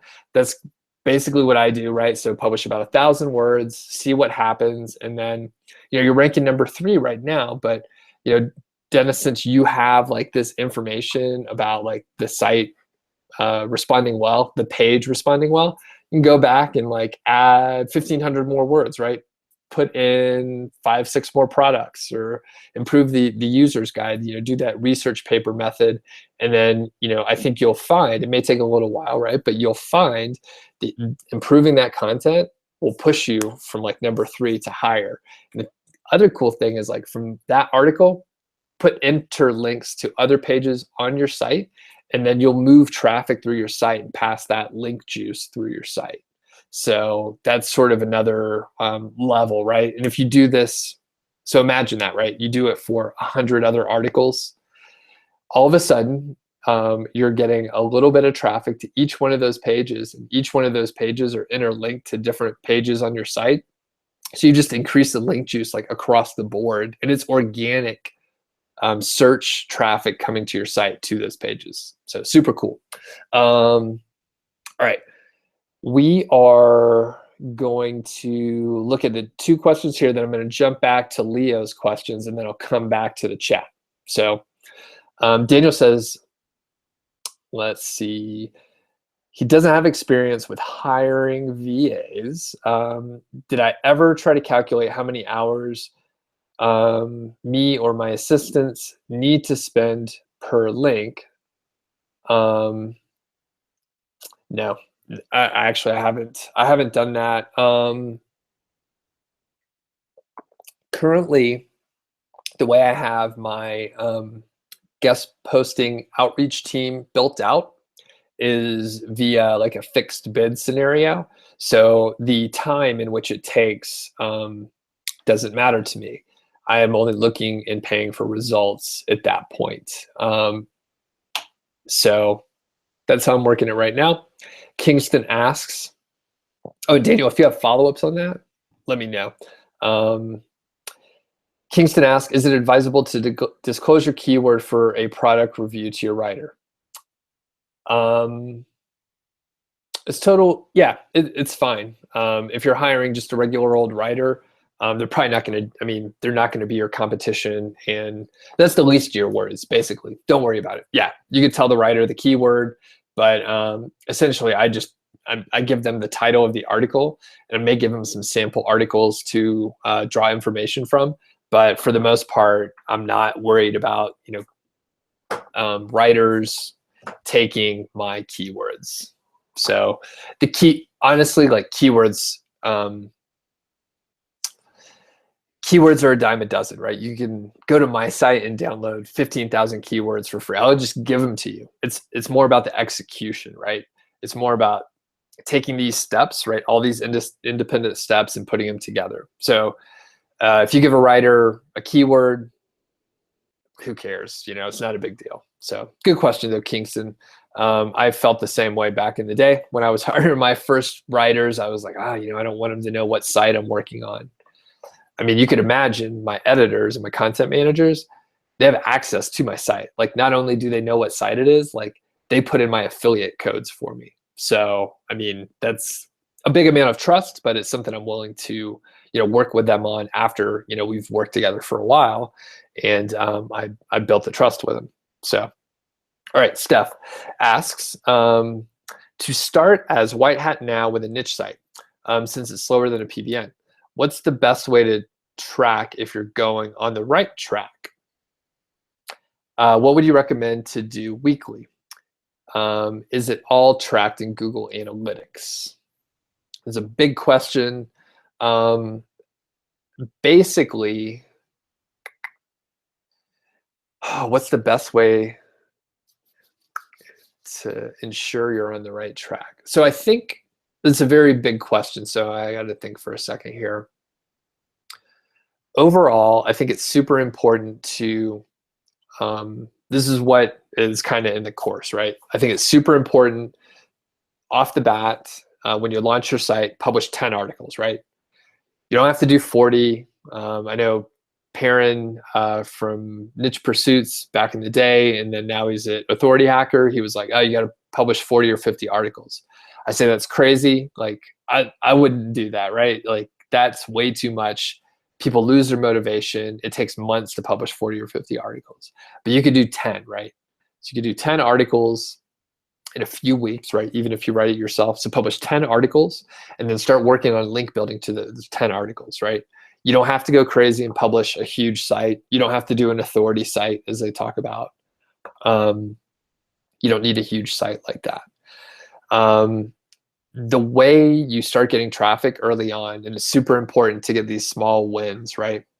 You should go out and do blog commenting. If you search my blog, there's a blog commenting tutorial. It's just a few minutes long. It's exactly how I do my blog commenting. So you go and build relationships with those blogs. Then after that, you email, like I mentioned before, build a relationship with those folks, and then attempt to get guest posts. So the way you know you're on the right track is if you do 5 backlinks per day, right? So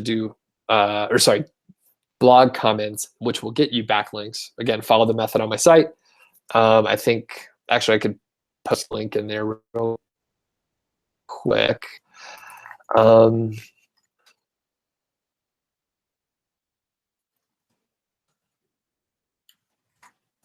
I know it's no fun to watch me type, but I'm just going to grab that link for you and put it in the chat here. So if you follow that method and do 5 blog comments per day for about 30 days, you'll have quite a few blog comments out there. Some traffic will come through those, not a ton. And then after that, you just build relationships. And the key is to, you know, if you're just asking me to answer real quick, you do the 5 per day for 30 days, build relationships, and try to get about 15 guest posts pointed, right? Where there's a backlink pointing to one of your sort of like bigger posts that you need and want to rank. And that's basically what you do. And I call it the content, traffic, profit sprint. So you're doing this agile project management idea of a sprint of work. You publish 10 posts, and then you work on getting the backlinks to those posts. And then you move on to the next time. And as you do this, you're going to create a bigger site and you're going to build traffic. But the cool thing is, instead of waiting, 6 months to launch your site because you're like publishing 40, 50 articles, which is bananas, you publish 10, and then you can move on and start getting traffic, and you'll start making a little money. And if you look at the case study on my site, the 0 to 2K, like that's a perfect example of how you can sort of, get a site running quick, and you can start making a couple $100 within a few months, right? Or actually, Jim in this case made it in, about 2 months. So, all right, I'm going to go back over to the questions that were sent in. I'll just read it out.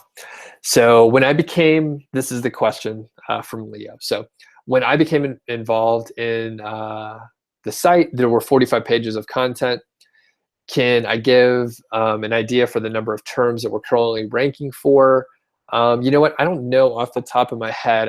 I assume it's in the thousands, right? The number of keywords if you check on SEMrush. Can I provide some insight to the layout or the structure of the 7 heavy hitter pages? What makes them so attractive to visitors and profitable? So I have something called the perfect Amazon review.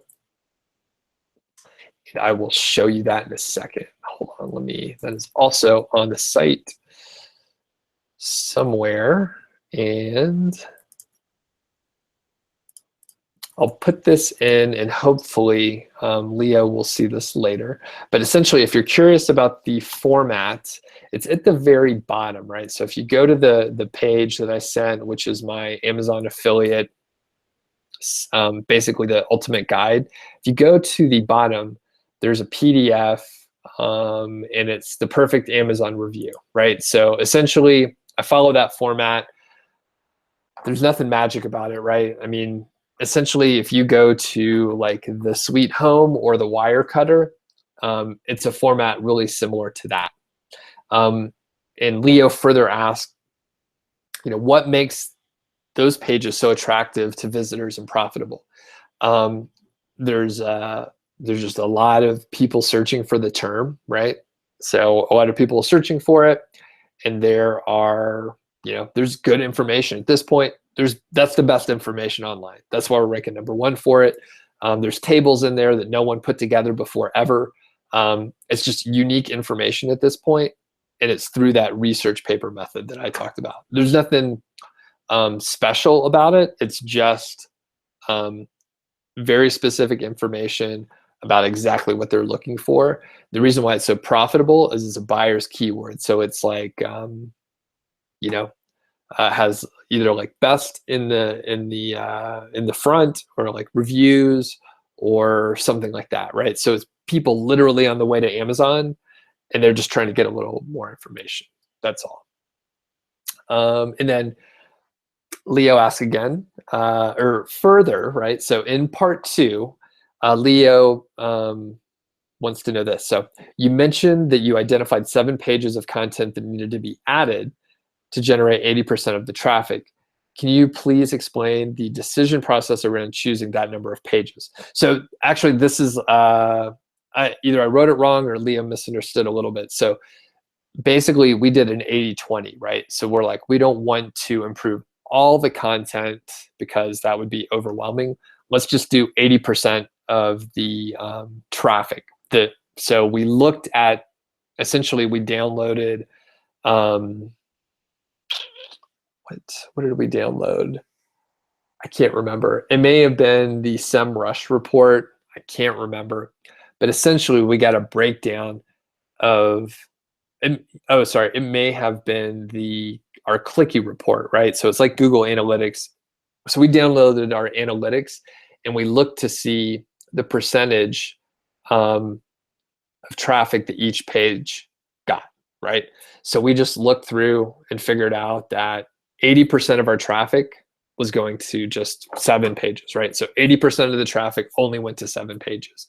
So we just worked on those 7 pages and we ignored the rest, right? So if we just fix the 80% of the traffic, which is only 7 pages, we basically do most of the work that we need to, and it's way more manageable. So hopefully that answers the question there. All right, and I see the chat room slowing up a bit, but if you have more questions out there, I'm almost done with Leo's questions here. Okay, so further, Leo says, a few paragraphs later in part 2, you mentioned that you need a lot of content and that you're going to pay about $25 per 1,000 word article. So Leo says, as a reader, I feel like I missed an important segue from a plan of adding 7 pages to get 80% and now adding a lot of new content. So yeah, I think Leo, maybe you just misunderstood what I actually meant there. So we added more content just to improve the authority, the credibility of the site, and just to build it out a little bit more. So again, if you want to sell a site for $500,000, you're going to need some more pages than 45.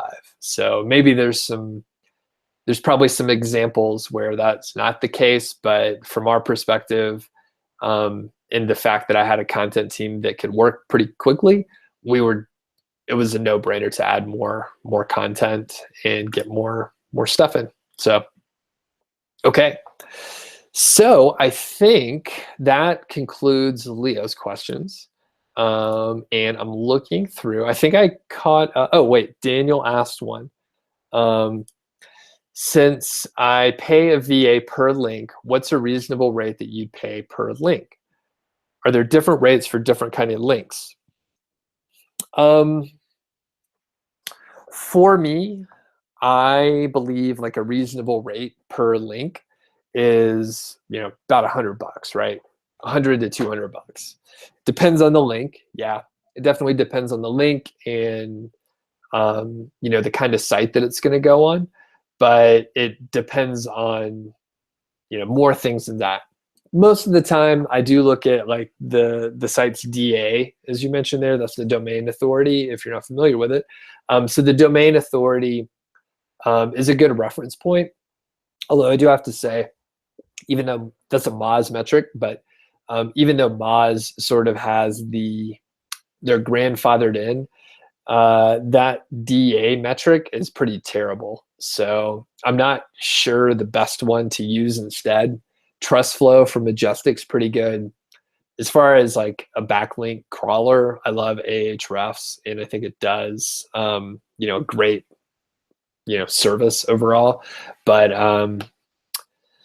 yeah, so I just want to make sure I answered your question all the way. So yeah, $100 to $200 per link is probably okay. Are there different rates? Yeah, there's different rates. I don't know about broken link building or other kind of services that you can get out there. But yeah, you have to look at your ROI, right? So for our project, $100 to $200 a link is like a great rate. Honestly, if we're looking at the actual valuation of the site, which is like 300,000, we could probably afford to spend way, way more than that. And maybe that's something we need to look at. But, as it stands right now, that's kind of what I'm looking at, $100 to $200. And that's probably a good baseline. All right. Steph asks, Do you have a tutorial on how to set up backlinks properly? Um, Not specifically. I do have another blog post where I think I talk about link building.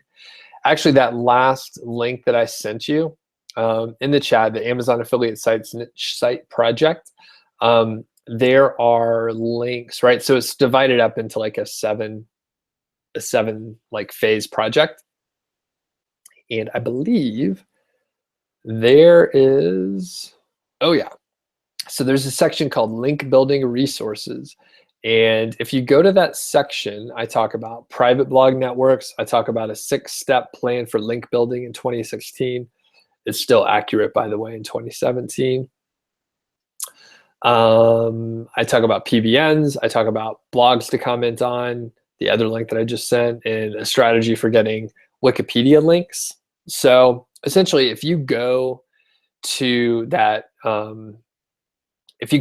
link, sorry, that I just sent, you'll be able to, find some good resources in there to get you, basically moving in the right direction there. Does that answer your question, Steph? Let's see. So, and I think the last poll, do you ever struggle with hiring virtual assistants, writers, editors, so on? 89% said yes. That is a lot of struggling.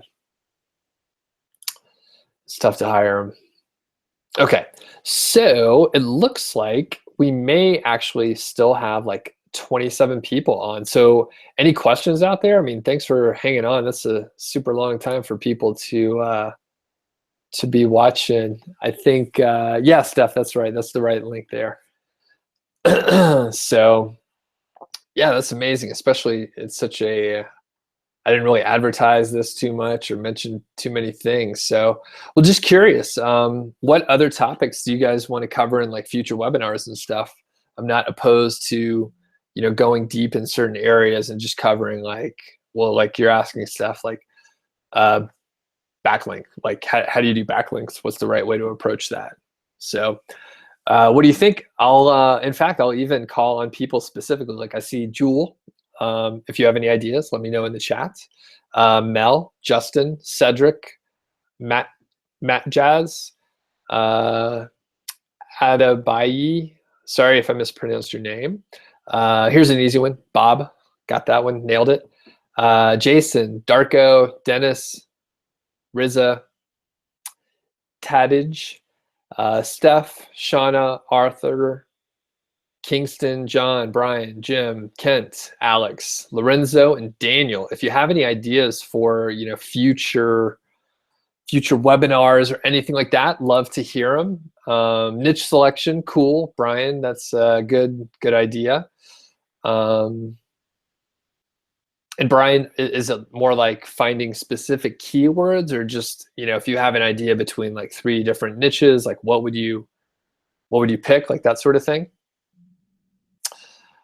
Okay, so Daniel asks, first, you can't ask another question, that is cool. Is it possible that I've done a guest post in a reasonable site and it doesn't appear in Google Webmaster Tools for 2 to 3 weeks? So Daniel, does that mean it actually appears in 2 to 3 weeks, or it still has not yet appeared in 2 to 3 weeks? Okay, so that's a cool idea. I'm writing these down, by the way. So niche selection is one.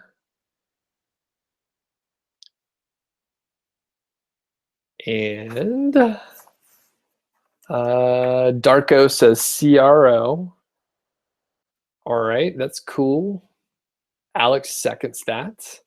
Automating your site. So Daniel says automating your site. What do you mean automating what part?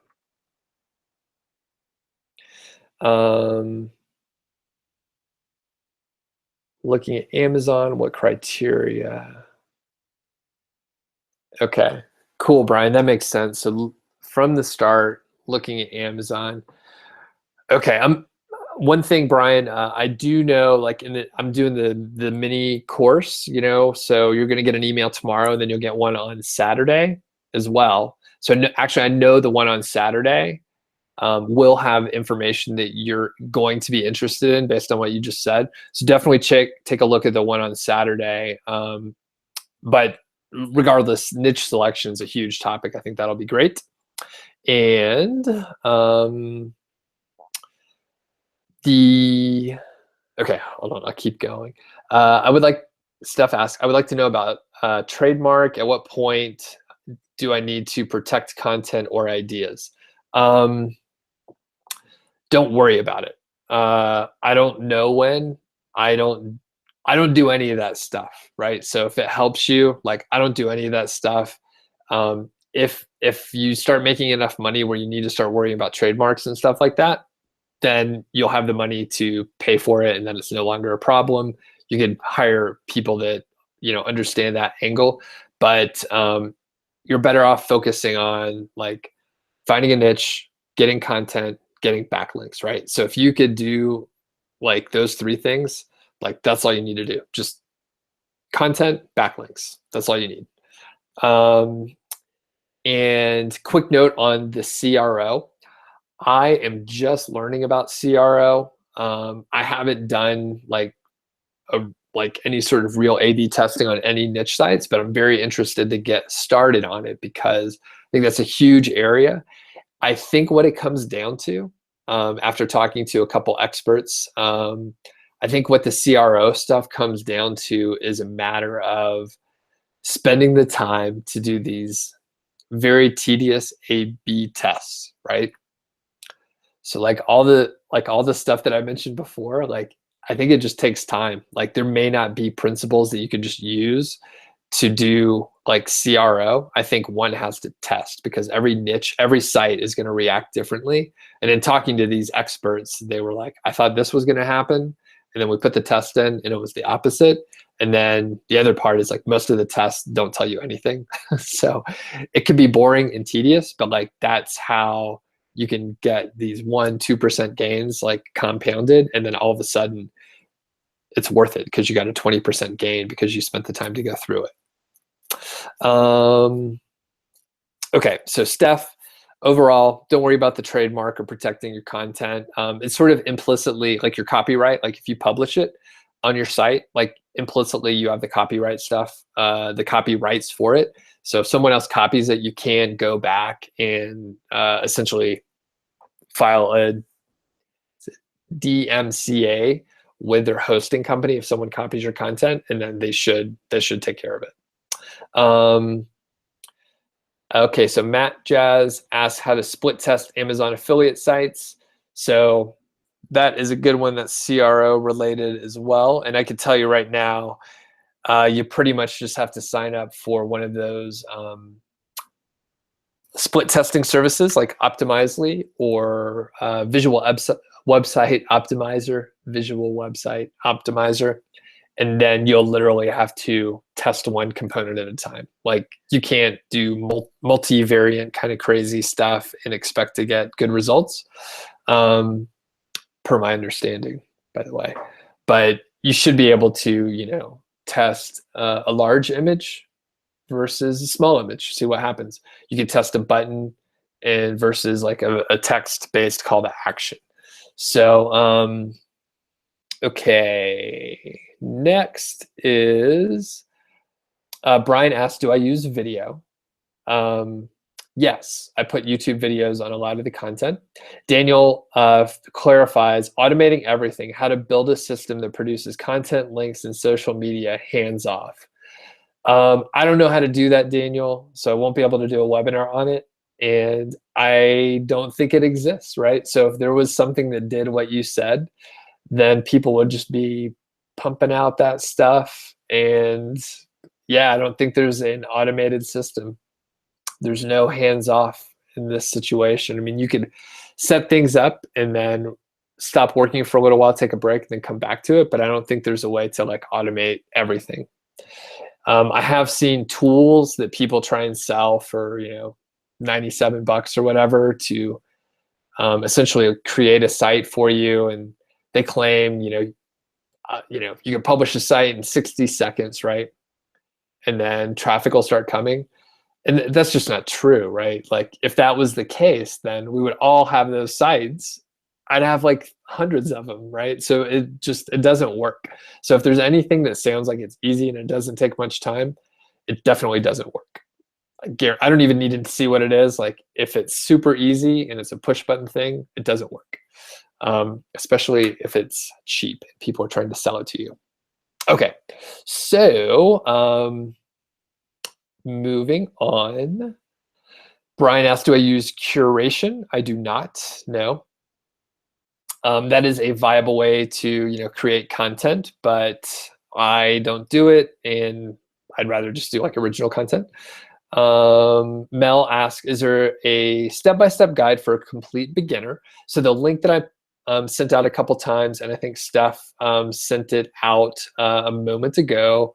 If you go to my site, Niche Site Project, it is the Start Here link, right? So that's a step-by-step deal. And that will get you started to like recognize the vocabulary and like recognize the process overall. I said I wasn't going to do a pitch, so I won't do like a hard pitch on this call or anything, but my course is coming out next week, right? So that is, if you're looking to actually like start a site and you want a step-by-step process with like full background, in-depth, worksheets, all that stuff, it's in the course, right? So I'm going to be, no secret, I'm going to send out like a mess of emails over the next few days, and you'll have a full picture of what's in the course.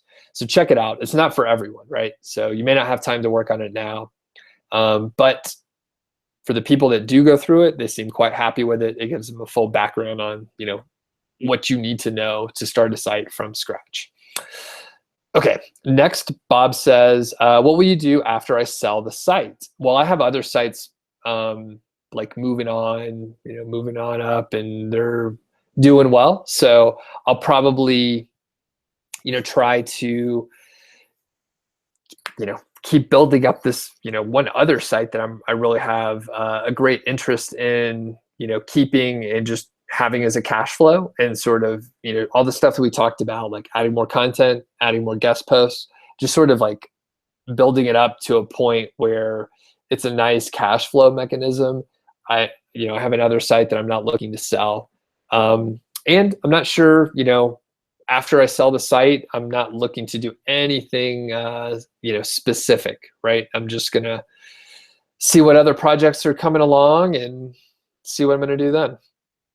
Okay, and John says, Mel, look out for when the course comes out. It's fantastic. Thanks, John. Appreciate you mentioning that. Really appreciate it.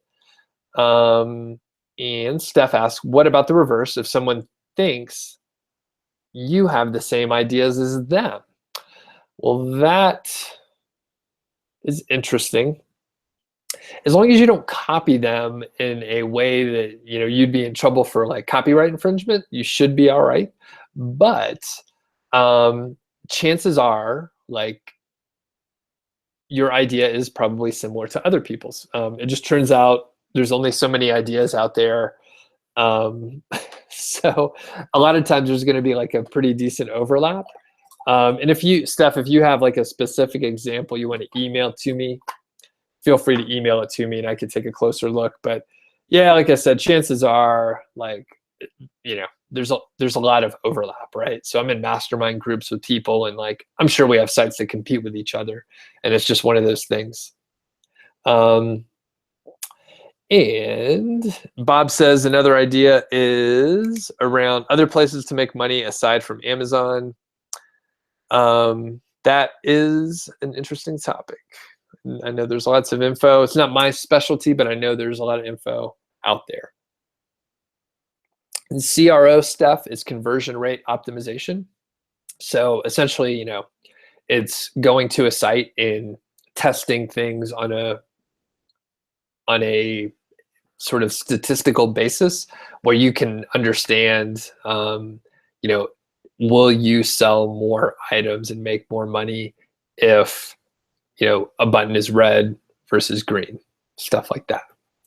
So there's a whole area of CRO that a lot of people don't talk about with Amazon niche sites at all, or really niche sites in general. So people, bigger companies look at it because a lot of times bigger companies get a lot more traffic. So if they can increase basically their conversion rate just by a fraction of a percent, it could be millions of dollars. So that's what CRO is. And Brian says, can you show us how to create a review style video? So, I actually don't do, sorry, I add videos to my websites, but I don't create new videos. So that would be interesting. I don't know much about it, but I assume one could watch a few reviews and then go from there. Alternatively, I bet if you do videos, right? I bet if you do videos that are just based on that perfect Amazon review structure, then that'll probably be, that's a nice way to organize content, right? So you can hit certain items, talk about things, and just see how it works from there. Okay, and then Steph asks, I've heard it's confusing about the photos to use when doing Amazon reviews. That's true. How do you get photos that are acceptable to Amazon? So what you're not supposed to do is like just take all the images from Amazon and then like claim them as your own. It's very hard to prove because a lot of those images are from the manufacturer. So the way that you could be 100% sure that you're using the images that you're allowed to use from Amazon is to actually just use the API from Amazon. And you usually only get like the one main image, but that's the one that you can use. Alternatively, I also go to like Flickr Creative Commons and like we'll get, sometimes you could find a product there. Not always, but oftentimes you could get like an image that is somewhat related. So if you're doing the sports water bottle stuff, right? If you're doing those, you could go get like a track and field event. Creative Commons, you could use those images for free. Okay, and okay, Brian's getting deep here. So I think some of these are around, I think some of these are maybe just questions and some of them may be topics to cover. So site structure and silos. So I assume that's a topic. I do sort of light siloing at this point. Silos can work well, but you have to actually, you have to really sort of like plan your site out ahead and or be pretty deliberate about the architecture. I think it helps from an SEO standpoint, just organizational, but it can get sort of out of control if you didn't plan it in the right way. Next, Brian asks, do I purchase the products you review? Or do I purchase the products I review? Then you can photograph them. I don't purchase the products. I own some products, right? But I don't own all the products. Actually, I probably own like 0.5% of products that I review. But yeah, so if you purchase and own the products, you can take all the pictures you want. Yeah, you use those all you want. So if you are the photographer, like you own the copyright of the image, right? So you own the copyright of the image unless you're contracted out by someone to do it. So if you get the product and take a picture, that's your image. You could use it, do whatever you want with it. Brian asked, do I ever outsource the whole product review post? Yes, like 99% of the time. So I don't do that anymore. I don't do any more of the writing. Brian, do I use posts or pages? I use both. I use both of those. Daniel says he wants to thank me for the amazing guidance. Thanks for saying that. Really appreciate it. That's kind of you. And he says you wish you've taken the course before you started your site. Well, Daniel, it's not too late. So I think the course covers like A to Z, right? It starts at the beginning, but it quickly advances, right? So there are certain areas where it's going to take longer.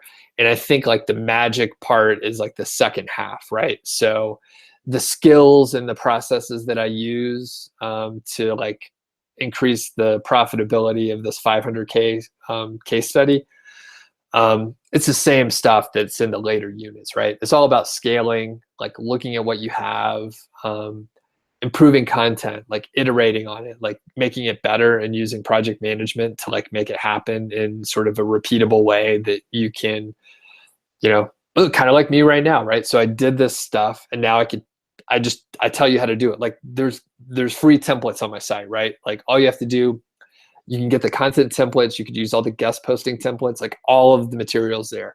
All you have to do is like put together the system and then go get those guest posts and like go out there and improve the content, right? Like there's no secret format. Like here's the format. Like it's just this review format that I have. So Brian asks, do you get a massive discount for the course for being on the webinar? It never hurts to ask, right? No major discount. However, I will tell you, in the first 24 hours, there are some cool like bonuses. There's actually a discount that you can get in the first 24 hours. And one of the cool things that I'm not sure if I'll do it, but last time I actually like just did like a 15-minute jam session, I called it, with whoever bought in the first 24 hours. So essentially, like we'll just talk one-on-one. I can learn about you and like what your interests are, what your actual goals are. And then, as we're going through the course, I'll just have a better idea of like where you're coming from. So those were awesome to catch up with, new students. And again, that's just the 24 hours, but no massive discount. Thanks for asking, Brian. Okay, so Daniel says, what I meant in the question, I've had 2 guest posts from nice blogs that seem to be legit with traffic, but you don't see them in the search console, even though it's 2 to 3 weeks. Okay, that may not be a big deal. Sometimes those don't show up like very often in the search console, so I wouldn't worry about it too much. It may be sort of helpful if you like get some traffic to that page, right? So if you go to the page and like follow the guest post to your site, like follow the link, like I think that's a good sign to Google. So I haven't tested this, right? So one thing I would try though is to like Google something Google something where you know that you're going to find the guest post that you did, follow that link, and then you'll be able to go to the guest post, follow the link to your site. I think I'm saying this right. Follow the link to your site to show Google that traffic is actually doing a search, going to the guest post, and then making it to your site. That's the key thing, to have traffic flow through. So I would try that a little, like just once or twice for each of the posts and see what happens. But don't sweat it. Google will eventually find the links, especially if they're like legit sites. So 2 to 3 weeks isn't crazy. And Mel says this, you said you don't do any writing anymore. What are your main tasks consist of nowadays?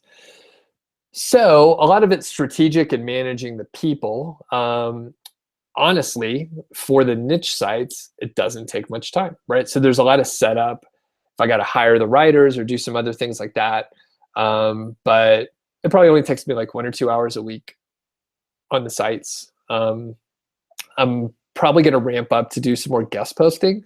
So I may spend a few hours a week on that, but I don't do too much. I actually spend a lot more time currently writing about the stuff that I did earlier in the summer. So I'm spending more time on niche site project stuff.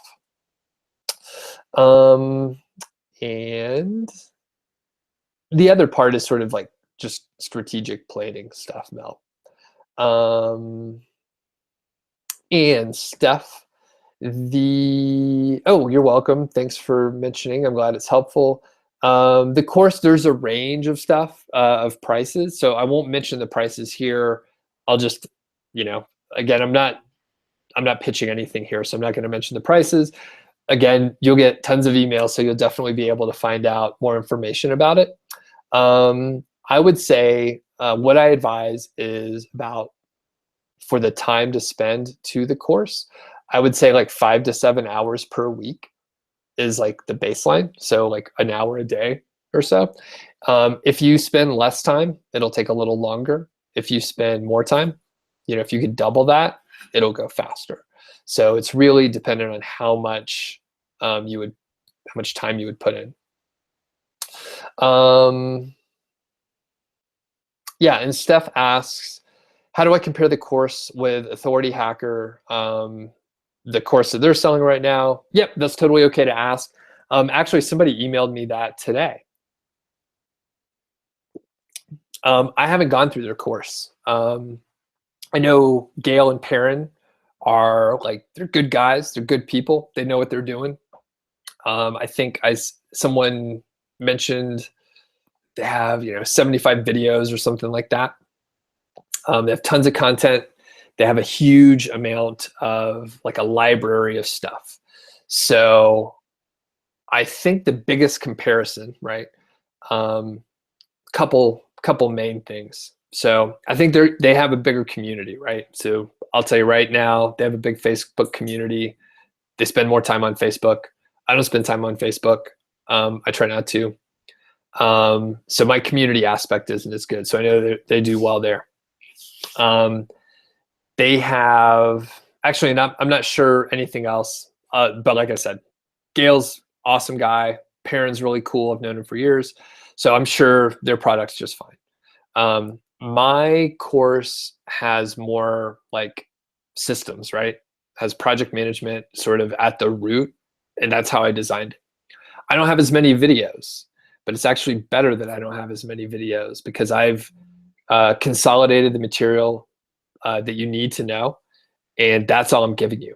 I'm not giving you more than you need to know, and I've stripped out stuff that you don't need to know. So if you say listen to a bunch of podcasts and read a bunch of blog posts, there's tons of extraneous information, even erroneous information that's not even correct, that's out there.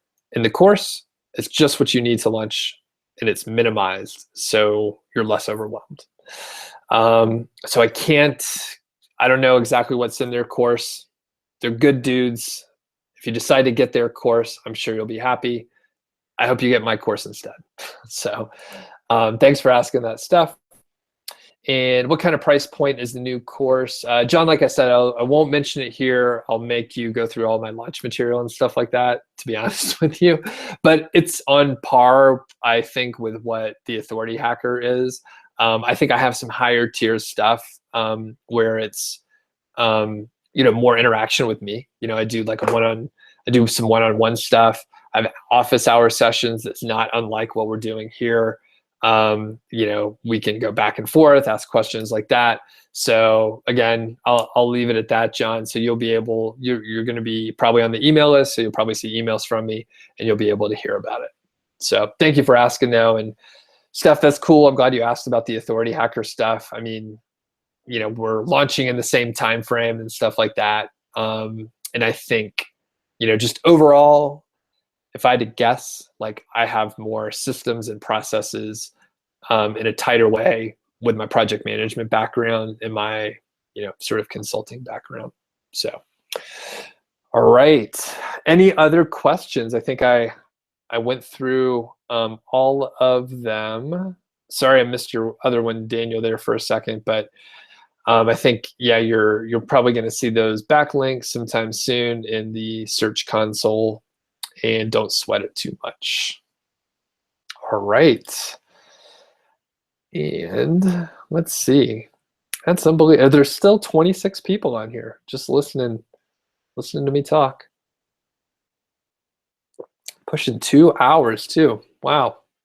All right. If there aren't any questions, oh, okay. There's another question. Brian says, if we have a new site and we follow your course to the letter, how long is it normally to get out of the sandbox and getting some traction?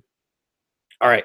I'm going to rephrase your question. That's a little bit vague. So I think what you're really asking is, how long until you start getting traffic and how long until you start earning money.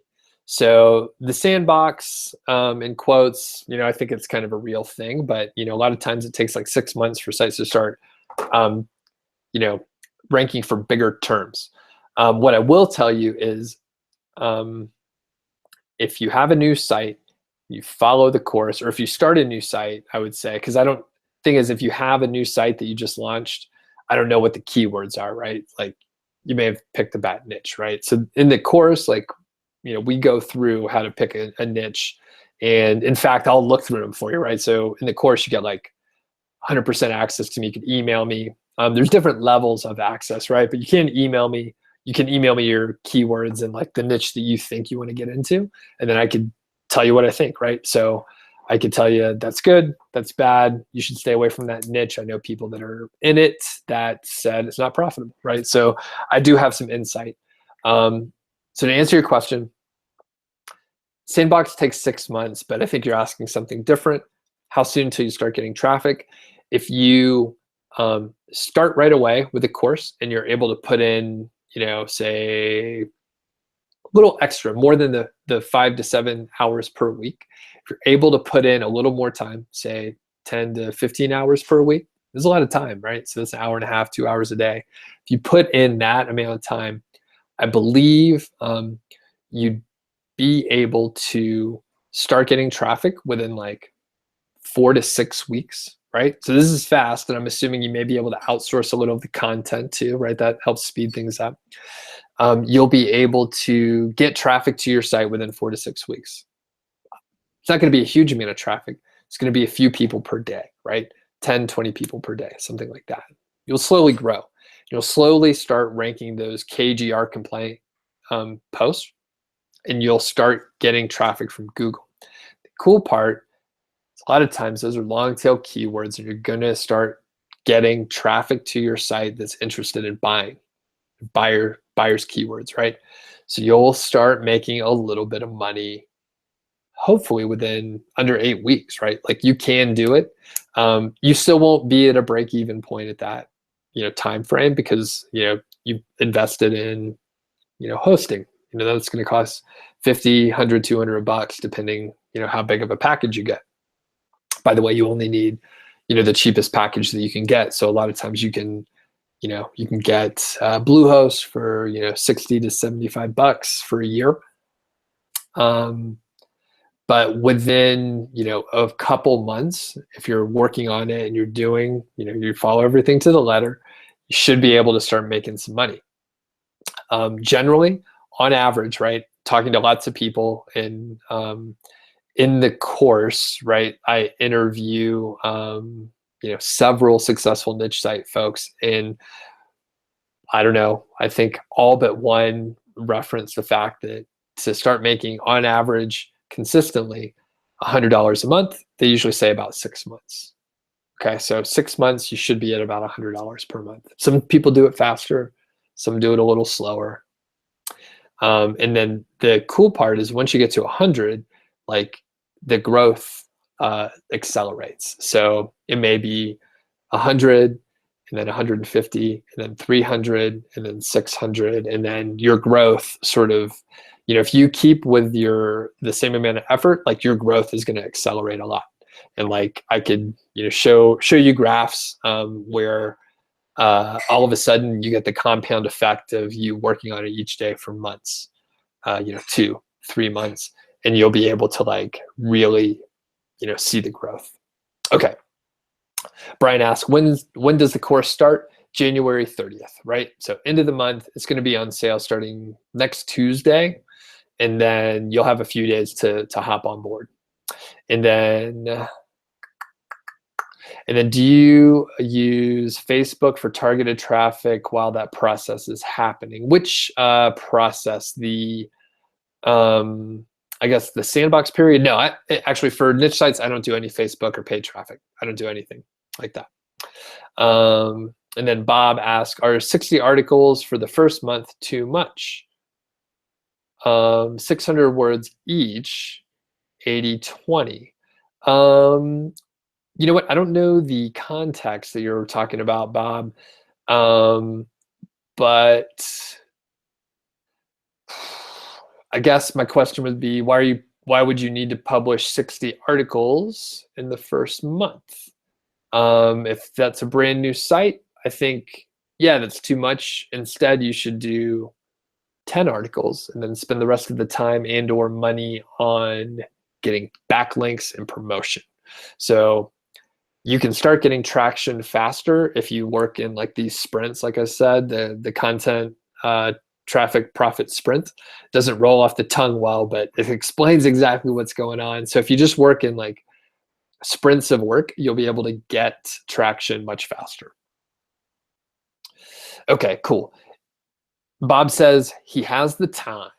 Well, that's cool. So yeah, like I said, 60 articles is too much. Instead, do 10 and spend the rest of your time trying to get backlinks. It'll pay off more.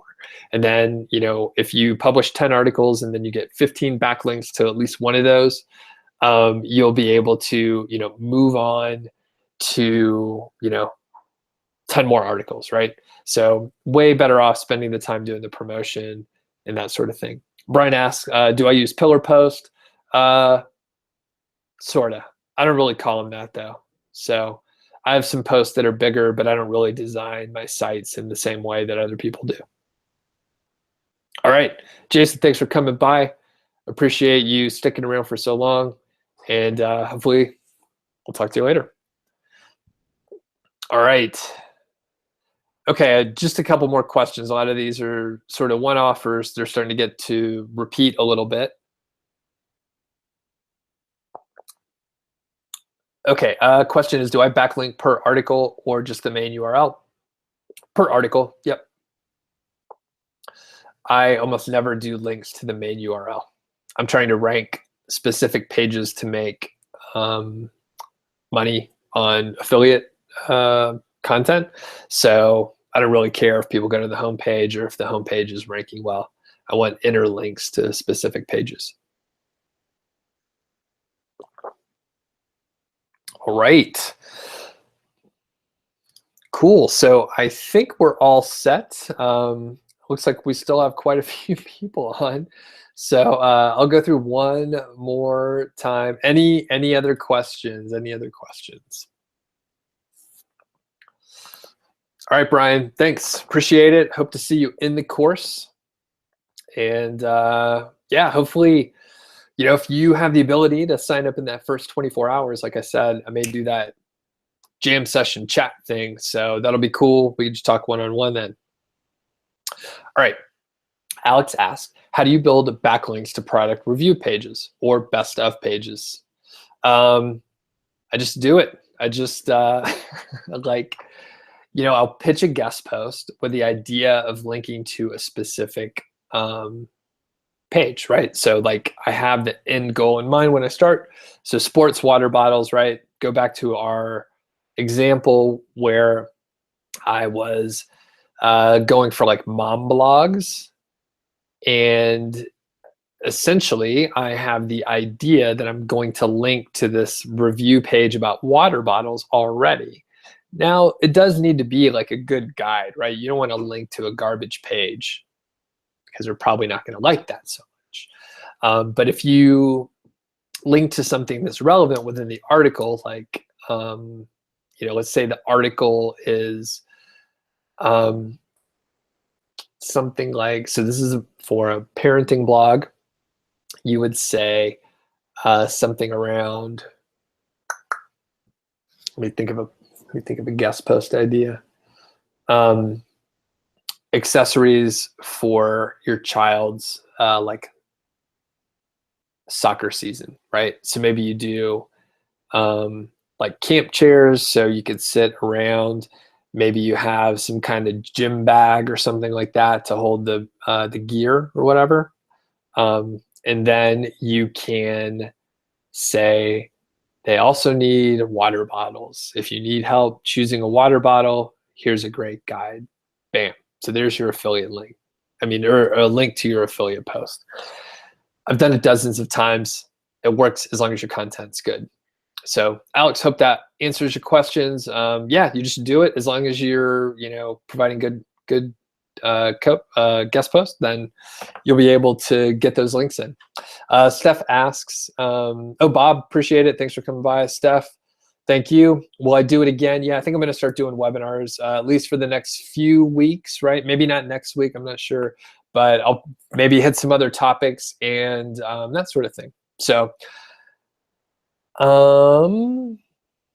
and John asks, in the course, is there an example site to look at?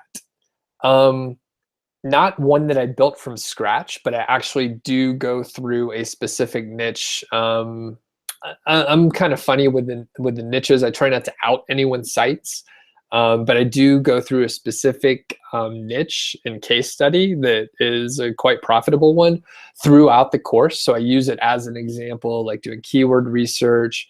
I do like site teardowns and talk about what I would like and what I don't like, and I really go through deep. So we do look at sort of an example, but I do not build one from scratch. Okay, Brian, thanks, appreciate it. Thanks, John. Alex, hope to see you around. Mel, thank you. And Arthur asked, are there any students who have followed the course and taken the necessary action and not made any money?